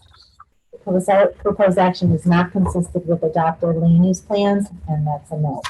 Consistency with community character, the proposed project is inconsistent with the existing community character, and it says yes. A, the proposed action may replace or eliminate existing facilities, structures, or areas of historic importance to the community, no impact. B, the proposed action may create a demand for additional community service, for example, schools, police, and fire, no impact. C, the proposed action may displace affordable or low-income housing in an area where there is a shortage of such housing, no impact. D, the proposed action may interfere with the use or enjoyment of officially recognized or designated public resources, no impact. E, the proposed action is inconsistent with the predominant architectural scale and character, no impact. F, the proposed action is inconsistent with the character of the existing landscape, small impact. Let me read you the narrative.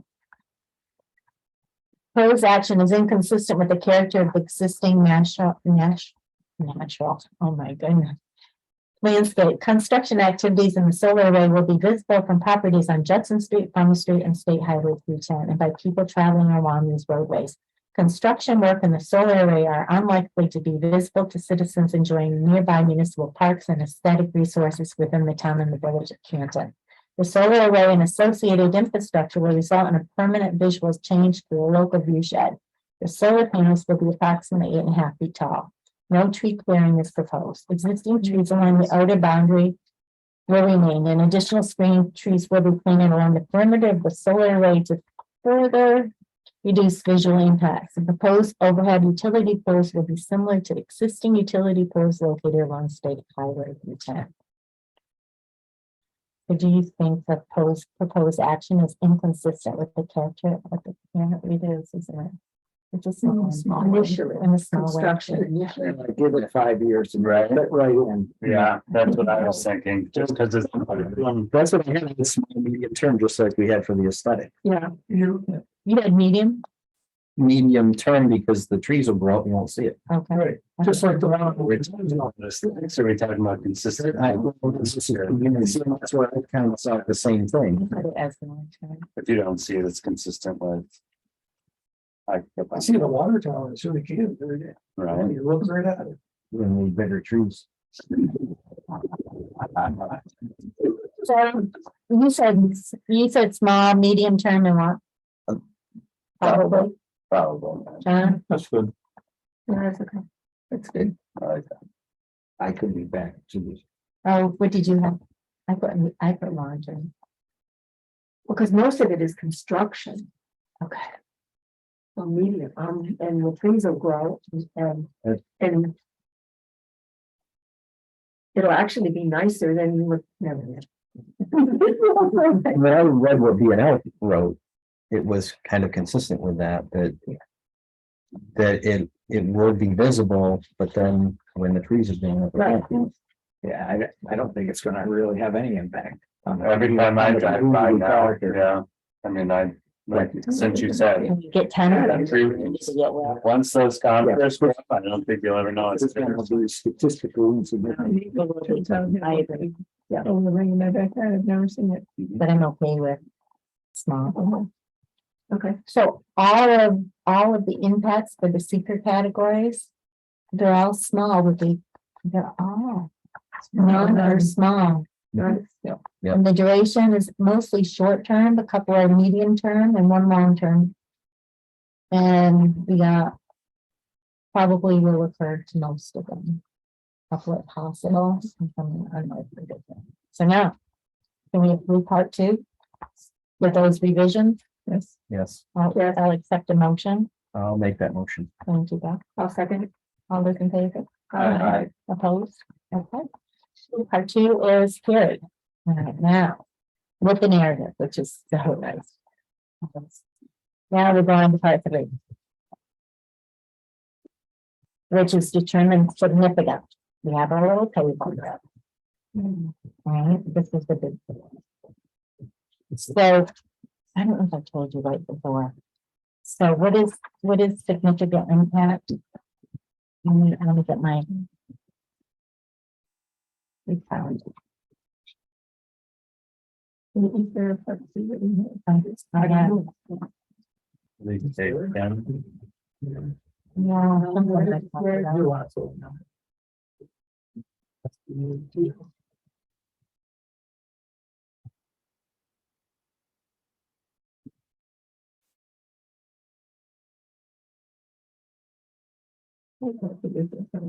I don't want to look out the window.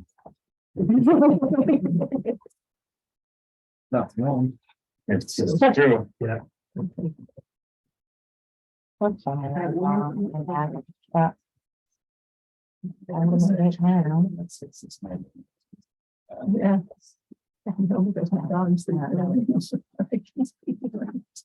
They're evaluating significance. We already did that. We evaluated those significance, so part three, but I want to get the outcomes. There's three different declarations that we can decide on for this solar project. The one is, I hope I told you this right before, a negative declaration. If after analysis, you have determined that none of the environmental impacts identified are significant, then check box 8. In this case, no additional study through an environmental impact statement is necessary, and a negative declaration will be issued. Part 3 will serve as a negative declaration, and a copy of this form should be filed as per the instructions on the form, blah, blah, blah. If one or more significant adverse environmental impacts have been identified, but the project includes or the lead agency requires mitigation to reduce or avoid it, then you may decide that an environmental impact statement is not necessary. So that's negative. And we've decided that all the impacts And negative are is a little. And are there's a small. positive. So, conditional negative declaration, where if the action being considered is an unlisted action and one or more significant adverse impacts have been determined, but that certain project changes or conditions will allow the adverse impacts to be substantially avoided or mitigated, the reviewing agency can declare this is a conditional negative declaration. And then you just put down what your conditions are, right? And then a positive declaration means if one or more significant adverse environmental impacts identified in part 3 are not mitigated, then you may decide that an impact is significant and that an environmental impact statement is required. If so, describe this reasoning in part 3. This is referred to as a positive declaration. A positive declaration means that another phase of the SEQR process will be required, and additional information on the impacts determined to be significant will need to be prepared via an environmental impact statement. So for this project, are we negative, conditional negative, or positive? Sounds negative to me. It does to me too. We have the decommissioning plan. We do. So this is a Department of Environmental Conservation question.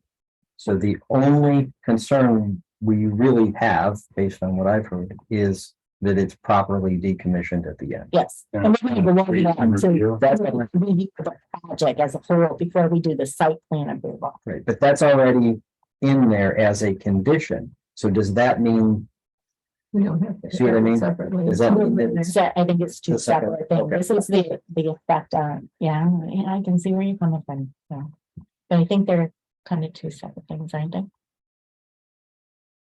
This is everything we just talked about. Right. And okay, we determined that each one of those 18 categories, there was a small impact to the environment. if we're just looking at what we just looked at, then I am also comfortable with saying it is a negative. Okay. Yeah, A negative declaration. yes. Negative, John. Negative. Negative, negative, negative, negative, negative declaration. So you need to do the resolution for Yeah, I will. the declaration. Okay. Okay. Okay. So what we'll do is, we're gonna add that little table on here, and we're gonna add something C supporting narrative that B&L did for us. Right. And we'll say, A, this project will result in no significant adverse impacts on the environment, and therefore an environmental impact statement need not be prepared. Accordingly, this negative declaration is issued. Sounds good. Right? Yes. You need a motion or something? I need a motion. I will. Second? All those in favor? Aye. Okay. Now we have to do this, resolution, and I'm gonna read it. Proposed action, Canton Solar Farm at 90 Judson Street. Resolution determined that the proposed Canton Solar Farm at 90 Judson Street is a type 1 action and will not have significant adverse impact on the environment. Whereas St. Lawrence County, New York S1 LLC, the applicant is proposing the Canton Solar Farm at 90 Judson Street, the project located in the town and village of Canton, St. Lawrence County, New York. And whereas the project has been classified as a type 1 action as defined by the State Environmental Quality Review Act, SEQR, and 6 NYCRR Part 617.4. And whereas the town of Canton Planning Board sent a letter in Part 1 of a full environmental assessment form to other potentially interested agencies and involved agencies, as these terms are defined in the SEQR regulations found in 6 NYCRR Part 617.2, indicating the town planning board's desire to serve as a lead agency, as this quoted term is defined in the SEQR regulations, and to complete a coordinated review of the project in accordance with 6 NYCRR Part 617.6. And whereas responses from interested and involved agencies were requested, and each of the potentially interested and involved agencies has agreed to or raised no objections to the town of Canton Planning Board serving as lead agency for the project. And whereas pursuant to the SEQR regulations, the town of Canton Planning Board has considered the significance of the potential environmental impacts of the project by A, using the criteria specified in section 617.7 of the SEQR regulations, and B, examining the EEF, the full environmental assessment form for the project, including the facts and conclusions of parts 1, 2, and 3 of the FEAF, together with other available supporting information to identify the relevant areas of environmental concern. Now, therefore, be it resolved that the town of Canton Planning Board hereby establishes itself as lead agency for the project, and be it further resolved that based upon the examination of the FEAF and other available supporting information, and considering both the magnitude and importance of each relevant area of environmental concern, and based further upon the town's knowledge of the areas surrounding the project, the town of Canton Planning Board makes the determination that the project will not have a significant adverse environmental impact, and the project will not require the preparation of a draft environmental impact statement. And be it further resolved that a consequence of such findings and declaration, and in compliance with the requirements of SEQR, SERP, the town of Canton Planning Board as lead agency, hereby directs the town of Canton Planning Board chair to sign the full environmental assessment form, part 3, determination of significance, indicating that a negative declaration has been issued for the project. This resolution shall take effect immediately and will be properly noticed. Question of the adoption of the foregoing resolution was duly put to a vote, and upon roll call, the vote was as follows. Yea or nay? Yay. Can you make that 95 Judson Street? 95 Judson Street. Please. Instead of 90. Yeah, 95. Thank you. Mhm. Thanks, Mike. I was about to. Yay. Yay. Yay. Yeah. Yay. Yay. Okay. Yay. So I hereby certify that this resolution was adopted today and is recorded in the meeting minutes of the town of Canton Planning Board. So that's the secret. Yay. That was done. So you have to sign that? I will sign it, yes. Yeah. Yes. No, you are. I will. The alternate chance. This is like what you could do.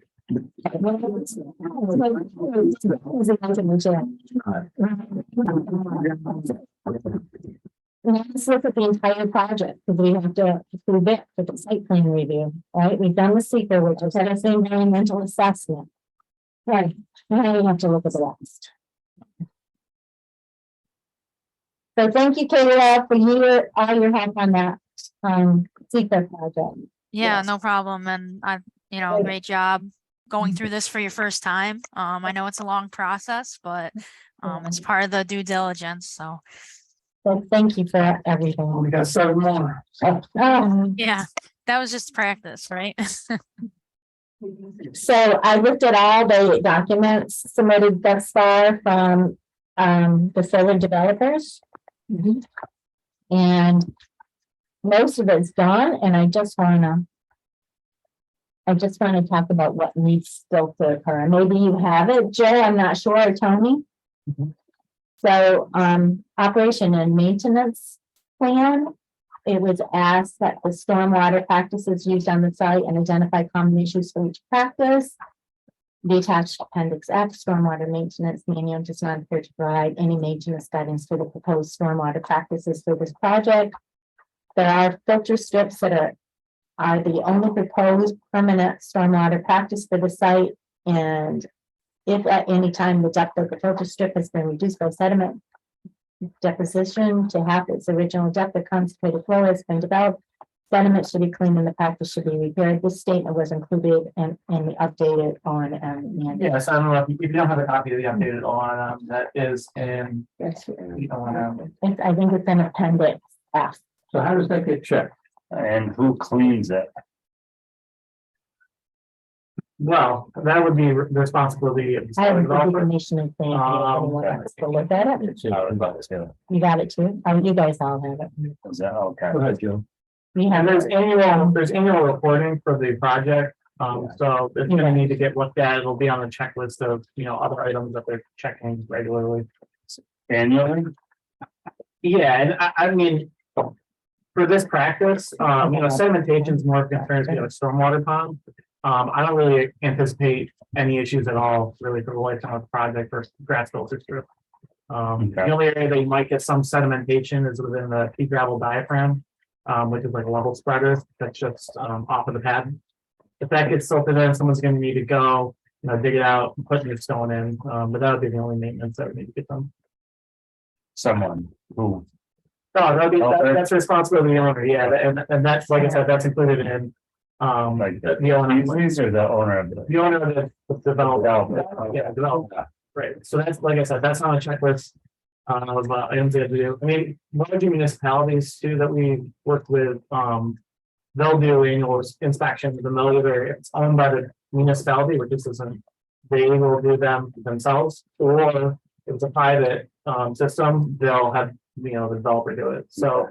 If that's something that the town wants, they want to see that this filter strip's being maintained, you could request a copy of the report that just says, yep, we looked at it this year, it looks good. But usually you don't do it more frequently than annually. So just close loop on the June 28 minutes, in addition to the O&M plan that I just talked about. We asked the developer to update the proposed megawatts for the project to be consistent across the board, and that was updated in the O&M plan.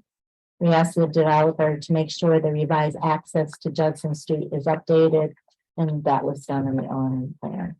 The DEC manual for stormwater management should be included, and that was done. It's not DEC though, it was, what was your reference?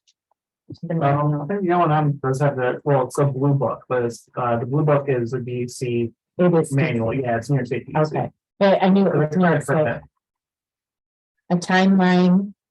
Oh, wait a minute. Developers agreed to notify the town within 30 days of any ownership change on the project and add this requirement to the decommissioning plan.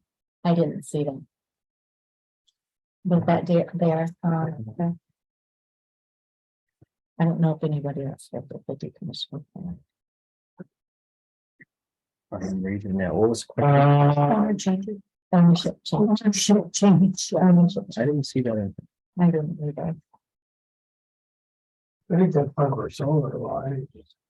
It is part of the solar law that they include it in their O&M manual. So that needs to be added. Yeah, I don't see that in the O&M.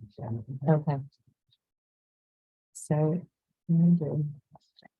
A timeline for the decommissioning must be added to the plan, and that was done. A statement regarding the disposal of any hazardous waste must be added to the plan. I didn't see that either. I know you don't You probably don't have hazardous waste, but it should be a statement in there. You're talking about the maintenance plan? Maintenance plan right now? You know what? Are we talking- I am sorry, I Yeah. skipped around and I apologize. Let me just finish with O&M. Just for my, It's still on O&M. Let me check O&M because and O&M didn't include the ownership change, that was the decommissioning plan, so the decommissioning needed the owners, not the. not the O&M. Okay, so it's, plan. so it needs to be added to the decommission. Yes.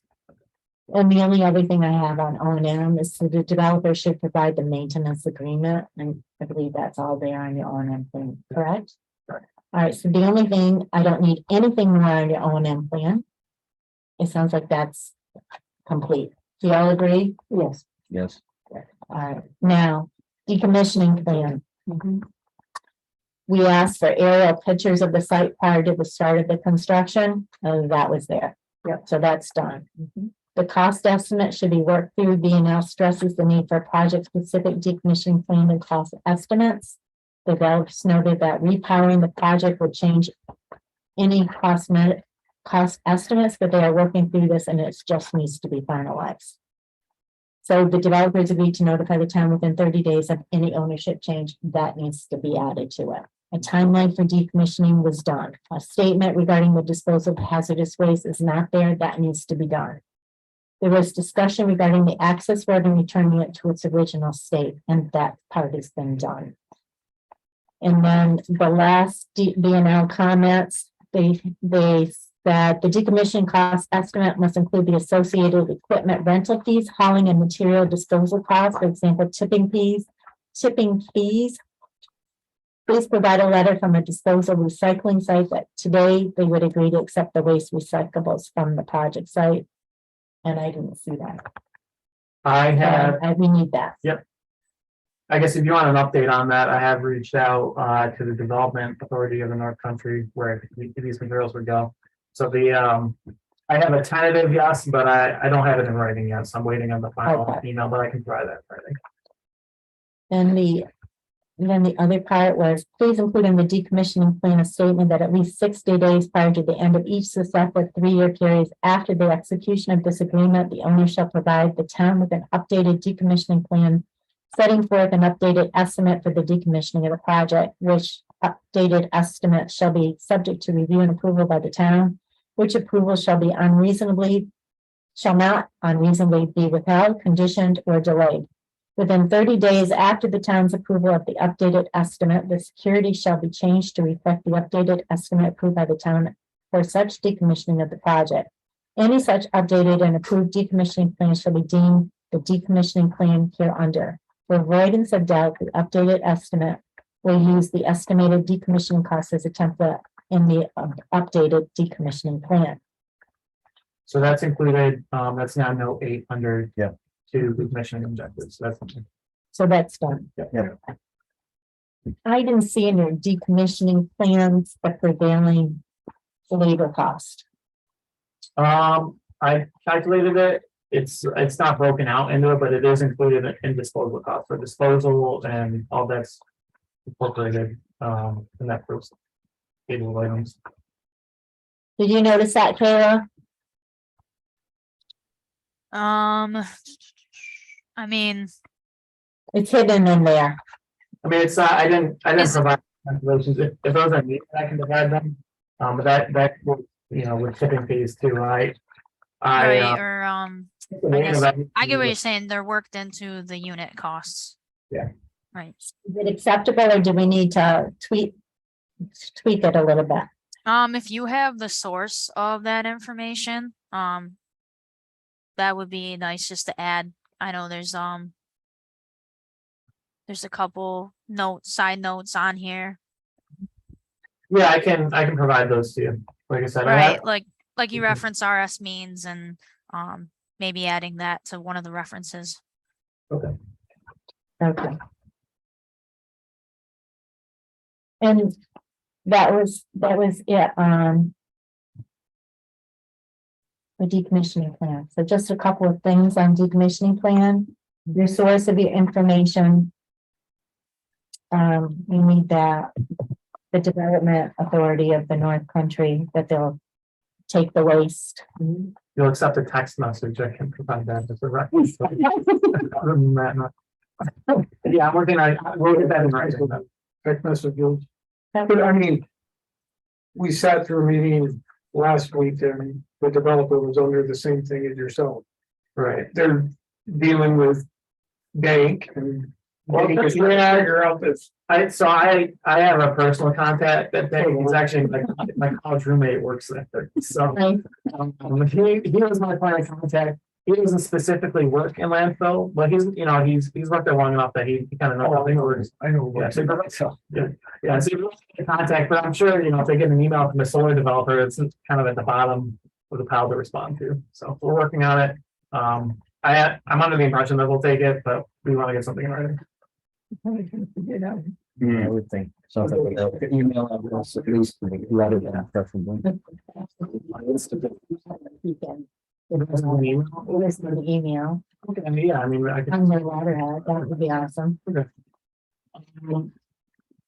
I guess with regards to decommissioning, I know it's not included in this estimate, but just to restate it, we're anticipating that everything that's gonna be in the field, a lot of the costs for decommissioning are gonna be defrayed by the salvage value of, all the material that's in the field. We I mean, understand. steel has an inherent value. That's not included in the decommissioning estimate, but just something to consider. Yeah, but we don't want the salvage value and the decommissioning. Yeah, understood. Yeah, it's not in there. I believe everything on the SWEP. We asked for some minor updates. And let me just see what they were.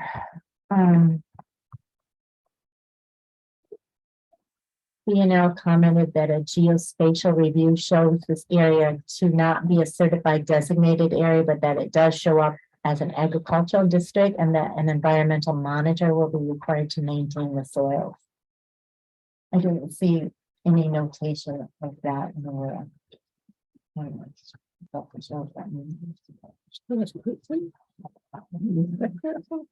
It sounds like. You're gonna need to have a weekly slip inspector, so we could require that in addition to the slip requirements.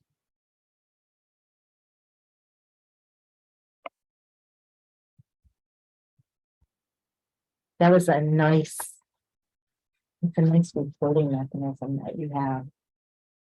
Oh, the reports. Yeah, it's beautiful. Let me see what else.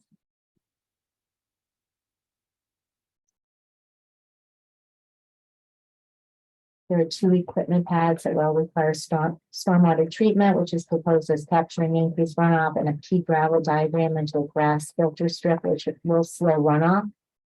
Water will run off in a natural flow from the pads to the grass filter strip, then to the wetlands and offsite. It was requested by the board that the depth of the pea gravel be increased to 2, and that was done. The pads in the underlayer, as indicated on the site plan, are typical presentations and will be finalized later in the project. Is that done? The final pad locations. And the pads in the underlayer are indicated on the site plan, are typical presentations. Did you update that to be specific to the site? The filter strips are specific to the site. There's a required length associated with them, and that's calculated in the SWIP. So that's specific. I think that's more referring to if the pads get moved slightly during once they're preparing the construction plans. But we're required to meet the same filter strip requirement. That makes sense. So your pads and your underlayer are specific to the project. Yes. That's what you're telling me. Yep. So it's done.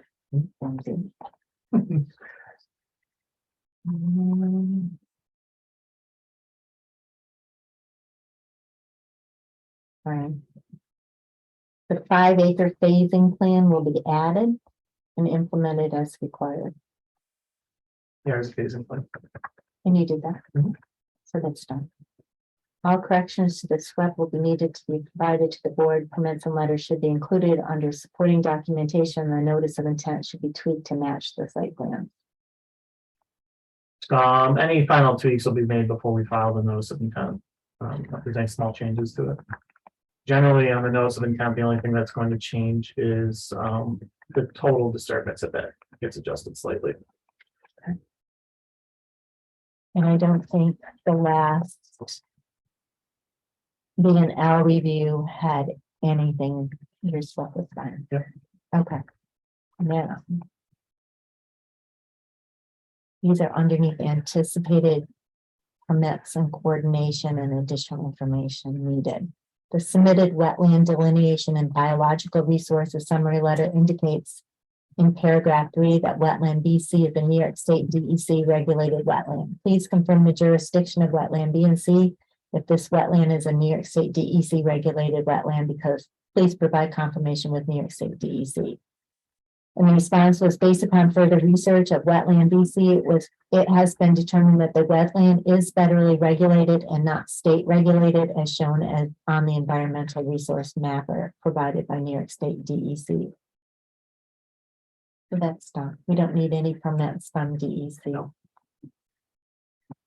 Comment 2, the applicant has indicated that payment in lieu of taxes, the pilot agreement will be sought with the town and any relevant correspondence shall be submitted upon receipt. So that's in the process, right? Yes. The pilot payment analysis is done, Yes. but that's it. So that's still in process. Okay. The applicant has indicated that a community benefit agreement is actively being discussed with the town and shall be finalized prior to application approval. Still in process. In process.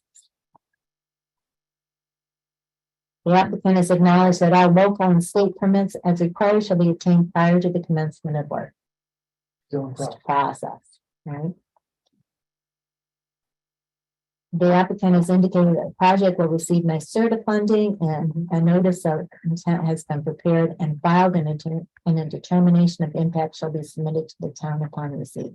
So that's still in process, correct? Correct. The applicant has acknowledged that a letter from fire department verifying approval of proposed access for fire and emergency vehicles shall be submitted to the town upon receipt. You have that yet? I don't have a letter now. I don't know if Tony's any, Tony, do you have a letter? from the fire department. No? Not yet. So you got that, right? The applicant has acknowledged that a copy of the maintenance agreement should be provided to the board as a condition of final improvement. I thought that your maintenance agreement was in there, but I guess it's not. It's like a template. Oh, all right, so that's needs to be done yet. And that's it. I think everything else, the site plans are all up to par. We got an office of Parks, Recreation, Historic Properties, a letter of no impact, so that's done. They did a noise analysis and it shows no anticipated impacts. So that's done. There wasn't a visual impact statement, but there was a visual rendering and it shows, and B&L looked at that and they said there's no impact. We have an easement from New Life Church property, an easement agreement, so that's done. Sorry? I didn't hear what you said. It's okay. Not you, okay. The access road portion, we talked about an easement, but it's really not an easement that you need. It's my understanding you need a permit from the town. Is that correct? Correct, yeah. So that needs to be done. That'd be like a construction permits and all that before. We asked for a typical riser pool detail on your site plans for the, including the point of interconnection, and that was done. We asked that you remove the mention of a 10% slope in the access road. I believe that was done. So all the things that we've asked are pretty much done. So then, looking at this permit process, site plan review and permit process, we determined that the SEQR process has a small impact and it's a negative declaration. We looked at the decommissioning plan. There's just a couple of little things that need to be added to it. The SWEP is all done. The operation and maintenance manual is done. Right? The site plans are pretty much up to where we want them to be. So I would entertain a motion to approve this project or disapprove this project with contingent upon receiving the few things that we need to receive. I'll make a motion to approve this project contingent on receiving the aforementioned items. Thank you. Second. By John. All this papers? Yep. Aye. Hey, I gotta do the resolution. I was gonna say- All right, wait, no. He said he'd read it off. You want to read it? She's, I can read it if you like. she's doing so well. I've been keeping score. She's at 98.2% accuracy. But 100% is, wetland. All right, Town of Canton, New York Planning Board Resolution number, whatever it is, I don't know what number. I can go back. Of 2022, resolution approving site plan for Tubolino Solar Project, Solar America Energy LLC, dated September 6, 2022. Whereas St. Lawrence County, New York, Ashburn LLC, UVA Solar America Energy LLC applicant proposes to construct a 4.4 megawatt solar power generation facility on 30.6 acres of a 42.85 acre lot owned by Tracy and Carol Cheesley, owners located at 90 Judson Street, Canton, New York. Whereas the proposed facility will be operated by Solar America LLC operator who will enter into lease with the owner for the use of the property as a solar facility.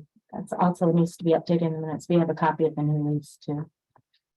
Whereas pursuant to the Town of Canton zoning law, the proposed facility is considered a major solar collection system and is permitted through the issuance of a special use permit in commercial and rural zoning districts subject to site plan review and approval by the Town of Canton Planning Board. And which is called the Planning Board. And whereas in March 2022, Solar America Energy LLC submitted an application to the Planning Board seeking site plan approval for the facility. And whereas the documents submitted by the Solar America Energy LLC as part of its initial application submission and numerous subsequent submissions consisted of, and among other things, 1, an application, 2, a full environmental assessment form, 3, site plans, 4, the requisite filing fee and escrow amount for the application, and 5, a variety of additional documents, collectively the application. And whereas the planning board, with the assistance of its technical and legal consultants, engaged in a detailed review of the application material. And whereas on June 28, 2021, the planning board opened the public hearing on the facility to gather comments. It should be 2022, right? Not 2021. Gather comments and consider the verbal and written comments submitted by the public. The public hearing remained open until the public hearing was closed by the planning board on August 12, 2022. Are there any written comments? No, we just had one from Mike Newtown, and it was that at the public meeting, and that was it. Whereas pursuant to the Town of Canton zoning law, the planning board has taken into consideration the location, arrangement, size, design, and general compatibility of the facility to surrounding uses, the potential glare and noise impacts, the adequacy of stormwater and drainage facilities, the adequacy of landscaping affecting visual and noise buffers, and the overall impact on the neighborhood. And whereas the application is considered a type 1 action under the New York State Environmental Quality Review Act, SEQR. Whereas the planning board declares its intent to be lead agency and conducted a coordinated review of its establishment of lead agency and of the application pursuant to SEQR and circulated said intent to all involved interests. Oh my God, this was on pages. I may have to read some of them. Whereas all involved and interested agencies either consented to the planning board being lead agency or allowed the 30-day period to lapse, and the planning board as lead agency conducted a thorough review of project, carefully examining all of the potential impacts of the proposed project. Whereas the planning board has thoroughly reviewed part 2 and part 3 of the EAF and has been assisted in the review of the SEQR documents and the application by its consulting engineers, Barton and LaJudas, DPC, DNL. Whereas the application was referred to the St. Lawrence County Planning Board, and the planning board denied the project on April 19, 2022. Right. And referred back to the town planning board for consideration. The planning board has ultimate decision power in this case and can overrule the county planning agency's referral with a majority plus 1 vote.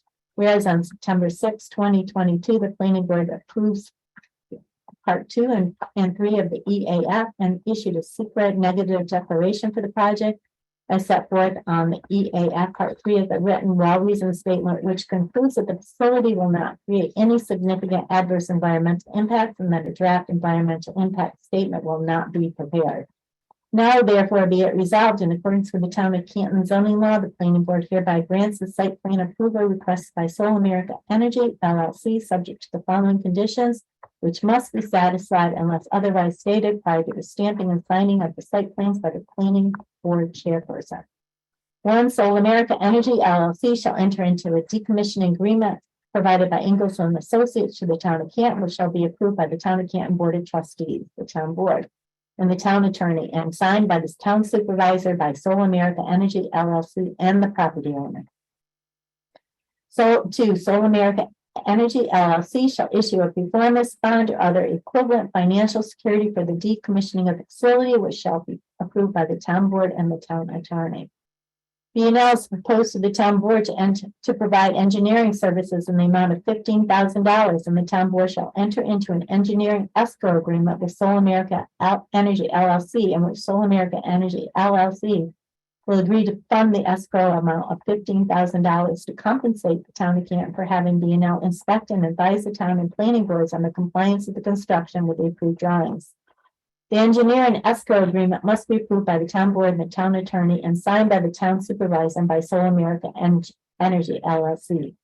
4. The engineering escrow fund referenced above in section 3 will also be used to compensate B&L staff for the labor and expenses incurred in performing semi-annual site inspections of the facility during the spring on or about April 15th and fall on or about October 15th. After construction is complete and the above reference in construction inspection is complete, B&L shall thereafter do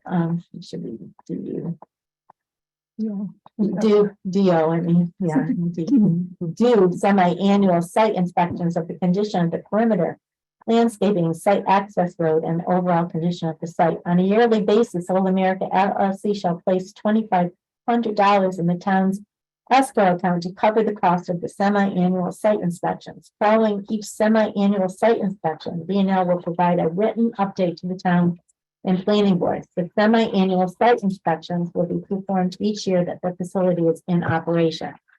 5. Sol America Energy LLC shall post a bond or other equivalent security for the operation and maintenance of the facility, including the maintenance of the perimeter landscaping and the site access road at the sole expense of Sol America Energy LLC. The bond or other equivalent security shall be approved by the town board and the town attorney. 6. Sol America Energy LLC shall have the landscaping inspected at its expense once a year for the first 5 years of operation by a registered landscape architect or arborist. And Sol America Energy LLC must submit a written report to the town and planning boards identifying any areas of landscaping that have died or not thrived and will be replaced by Sol America Energy LLC. 7. Sol America Energy LLC shall provide the town and planning boards with copies of a written agreement with the owner of the property demonstrating that Sol America Energy LLC has the authority to construct the facility on the property. 8. Sol America Energy LLC shall provide the town and planning boards with a signed notice of intent and acknowledgement of receipt by the New York State Department of Environmental Conservation of the notice of intent and the final stormwater pollution prevention plan. Sol America Energy LLC, number 9, shall provide the town and planning boards and B&L with a written proposed schedule for construction of the facility. 10. Prior to commencing the operation of the facility, Sol America Energy LLC must meet with emergency responders at the site to discuss the procedures to be followed in the event of fire and other emergencies. Within 5 days of the meeting, Sol America Energy LLC must provide the town supervisor and town and planning boards with hard copies of the meeting minutes. The meeting minutes must indicate the name and contact information for each of the attendees and provide a detailed description of the procedures that will be followed by the emergency responders in the event of a fire or other emergency. 11. Sol America Energy LLC shall provide payment for all outstanding fees, including any invoices by planning board and or town board consultants and attorneys. 12. Sol America Energy LLC shall provide the town and planning boards with copies of all other approvals issued by the facility, including all local and state permits as required and signs off by all interested parties and involved agencies. 13, Sol America Energy LLC has agreed that no additional expansion of the facility will be proposed. 13, Sol America Energy LLC will notify in writing by U.S. Postal Service, Town and Planning Boards 30 days prior to the sale, assignment, or transfer of the facility to another entity. The new owner of Sol America Energy LLC must provide the Town and Planning Boards with their contact information, including mailing address, telephone number, and email address. Moreover, no sale, transfer, or assignment may take place unless the new owner agrees in writing to comply with the conditions of approval. 15. In the event that the town of Canton receives complaints regarding glare impacts from the facility onto affected lean-over properties and or public roadways surrounding the project, Sol America Energy LLC must identify the source of the glare impacts and implement immediate mitigation measures and notify the town in writing of the mitigation measures undertaken. 16. In the event that the town of Canton receives complaints regarding light and or noise impact from the facility onto affected landowner properties, Sol America Energy LLC must immediately identify the source of the light and or noise impacts and implement appropriate mitigation measures and notify the town in writing of the mitigation measures undertaken. 17. After completion of the facility and prior to the commencement of operations, Sol America Energy LLC shall retain the services of a New York State licensed professional engineer to provide post-construction certification that the facility complies with applicable codes and industry practices and has been constructed according to the approved design plans. Sol America Energy LLC shall also provide certification from National Grid that the interconnection from the solar facility to the electric transmission line has been inspected and approved. 18. Sol America Energy LLC and any successor or assigned must maintain commercially reasonable general liability insurance in an amount no less than $1 million each occurrence and $2 million general aggregate, and must name the town of Canton as an additional insured on the policy. 19. Sol America Energy LLC shall enter into the payment in lieu of taxes pilot agreement provided by Ingalls and Associates to the town of Canton, which shall be approved by the town of Canton Board of Trustees, the town board, and the town attorney, and signed by the town supervisor and Sol America Energy LLC.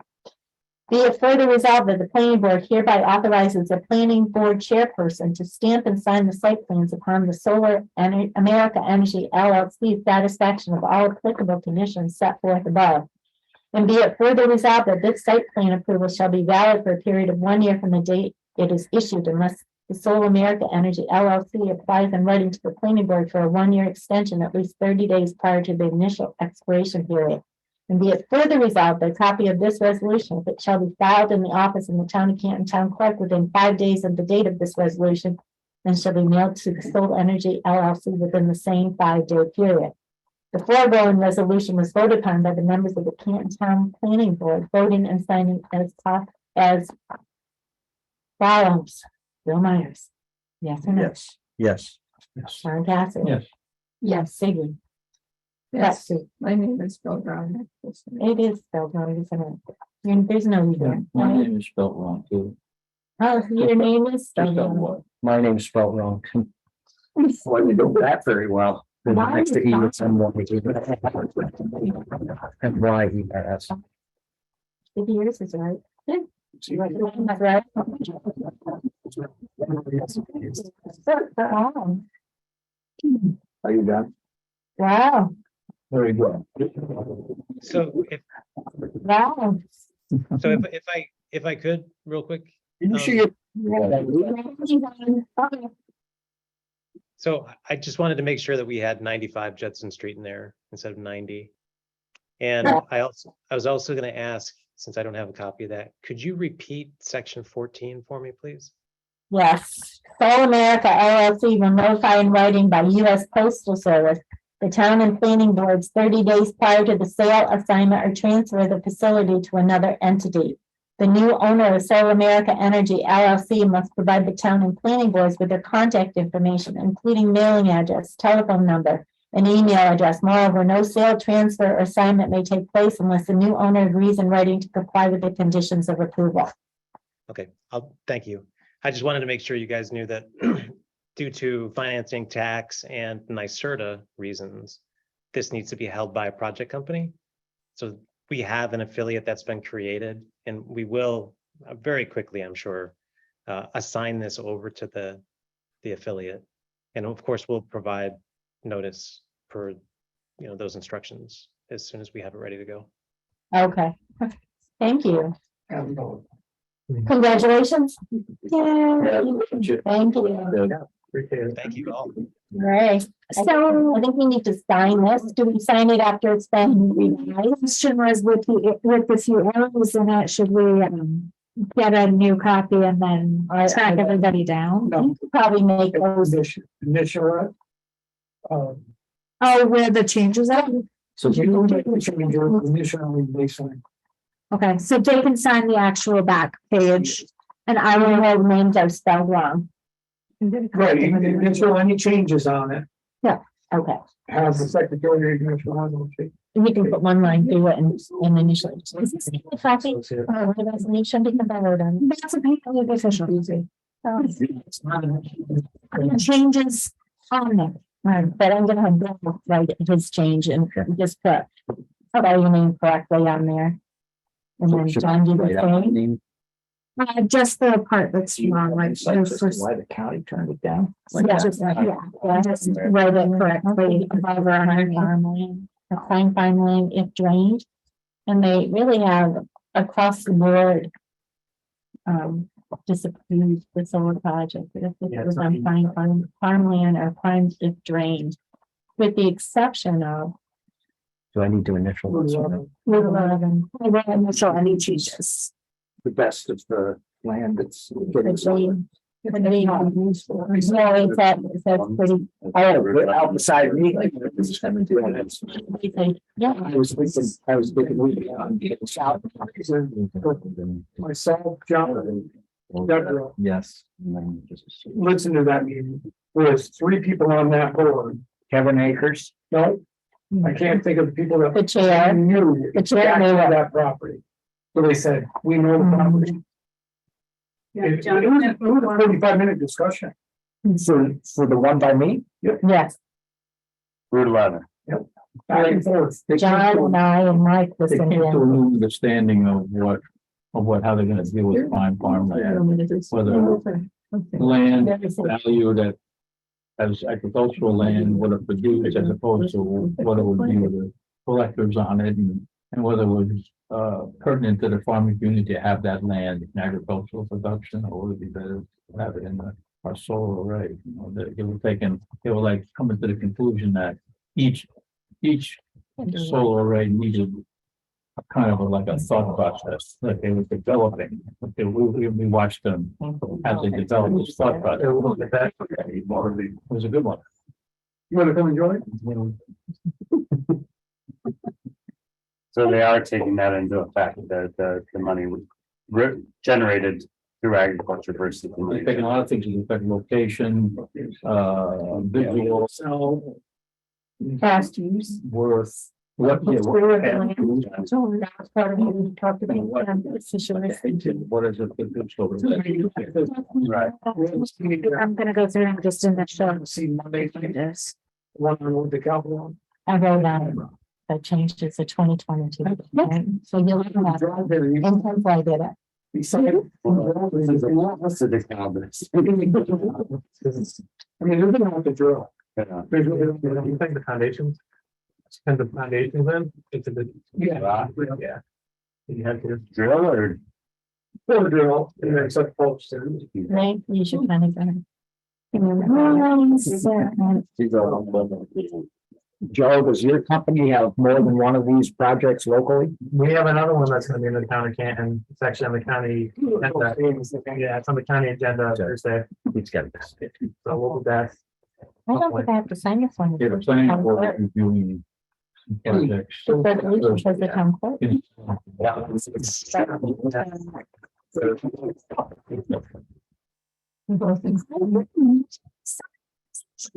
Specifically. That one's a town clerk.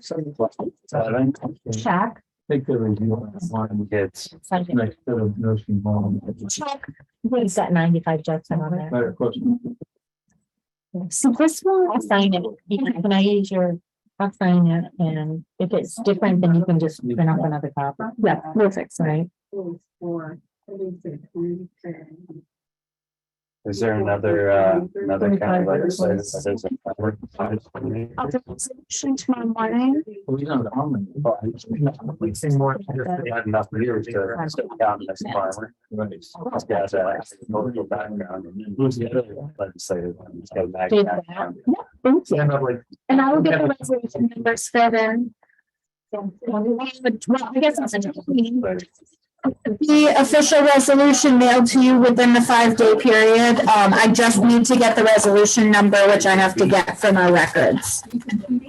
We have one more topic of discussion before I adjourn. they're gonna need to do maintenance too. Wow. Yeah. So may I ask that the resolution be emailed before it is mailed as well? Is that possible? We can make sure it's emailed at the same time that we prepare it to mail. We'll email you a copy ahead of time. Great, thanks. Great, thank you. All right, so I'd like to make a motion that our solar lawyer bills, you can be included in all planning board correspondence. I'll second that. I'd like to discuss it. Would- What he wants. I thought he was. too. So he doesn't, he's our solar. Well, you can- Do we want to load them with a bunch of money? Yeah. I'd like to discuss it. I'm reading what. And say that was his Response, response to yes. It sounded like he didn't feel like he needed to be included in everything. That's what. Do you feel he needs to be included in everything?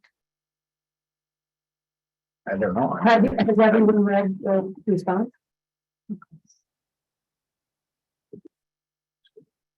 What is that? That's the. I thought it meant that he didn't need to attend all the meetings. Right. I didn't think it meant that he didn't want to be copied in. We have a lot of emails where they send something and then we all reply, good, thanks. Yeah. All that comes through. We wonder. Well, I think he should be afforded the ability to delete what he wants to delete. You know, and I don't know, I share that, he's our advisor. I would hope that He gonna end the delete. Sure he is. but we don't pay for that. Yeah, but It is just like, automated. just like we read off for the solar developments, they pay for everything. It's related to the solar project, so they do get a bill for it, and, yeah. It's not that they're free.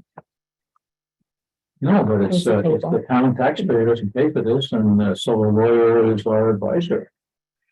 And he should be made aware of what we're doing. Mike, do you wanna chime in on his level of awareness? He's well aware of the projects that are going on within the town of Canton. And not from a perspective of site plans or engineering portions of it, but more of the technical aspect of pilot agreements and community host benefits for these solar developers. He's more of a legal aspect of it. If the board wishes, which I have no problem with, if they want me to put him part of the conversations with these solar developments, these 5 megawatt solar developments, I'll add him to the emails that I send Barton and Judas. I send you guys, I have you guys all in one group. I have Barton and Judas all in one group, and I just hit the button. But Bill's position in this whole solar realm is basically protect the town of Canton from any unforeseen seen types of things. But his biggest thing he's working on is the pilot agreements and the host community agreements. Where B&L is part of the engineering and technical portion of the project. But I have no problem adding Mr. Buchanan to any conversations And as board members, as a town planning board members, you have access to Mr. Buchanan. If you have any legal things you want to discuss with him that you feel uncomfortable. And we have used him as a consultant, you know, for example. We asked the question about the setbacks, do you know, I don't even remember what the project was, is it fencing versus the solar, you know. What was the response? It It's was just- the array. it's clear, you know. It's the resolutions. Sign, like going on sign. Who wrote that? So, I don't know, do you feel a need that an attorney needs to review everything we're doing?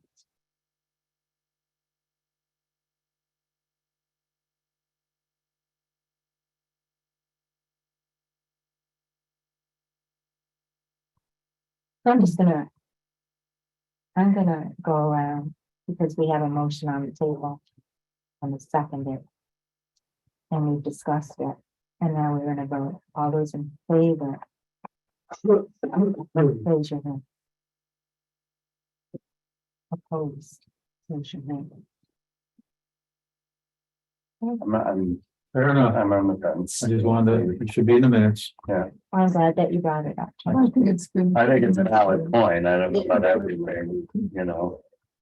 But I think that's the deal, including him whenever we have specific. The questions, emails, I think legal that's. things. I mean, whether you're talking about Mead Road and the access and the, you know, all of that kind of stuff and.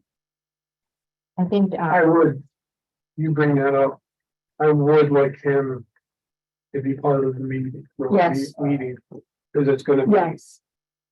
I don't even want to talk. I don't use it. So I'll entertain a motion. And so, I think that's a good idea. In other words, that's something we can visit depending as we go through and we look at the tenor of what's going on. And I think in John, what John is saying is that when Well, I think substantive content, so when there's documents or letters from other lawyers, things like that, he should be looped in. Yeah. Whether he needs to be looped in on our responses, I mean, that, for me, I would do a reply all or not do a reply all. you know, So I'd be making that decision. I just reviewed it with my husband tonight before we came. Charlie Nash used to be the town attorney, and he went to every town board meeting. Right. But Eric doesn't. Go to all of the meetings. I don't even know if he goes to any of the meetings. So I think it depends. You know, I think it depends. There's some validity to it. I'm not even sure what it is anymore. I think he lives in Syracuse. But Yeah. it's, you know, That's week or something. there's some close by, not close by. Is that the one that's Constantia? I think his address is Constantia. I don't think it is. Or the farm. Was Charlie built it during the town for the time? Now myself. We don't say anymore.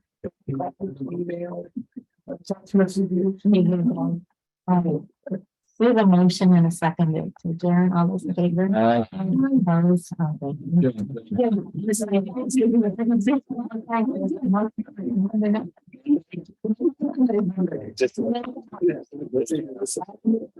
Thanks again, everybody. Those are sheets I have. But I'm saying two. That's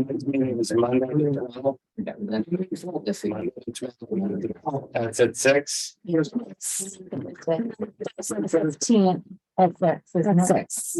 I have the 15th, but I don't have the 12th. Because it was. It was added last meeting and I got this. Okay.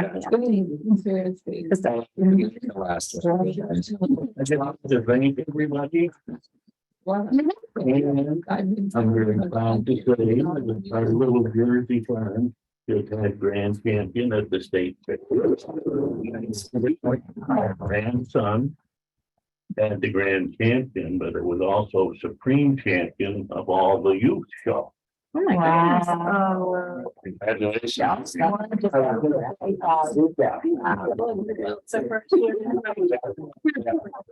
Is the next meeting on the 15th?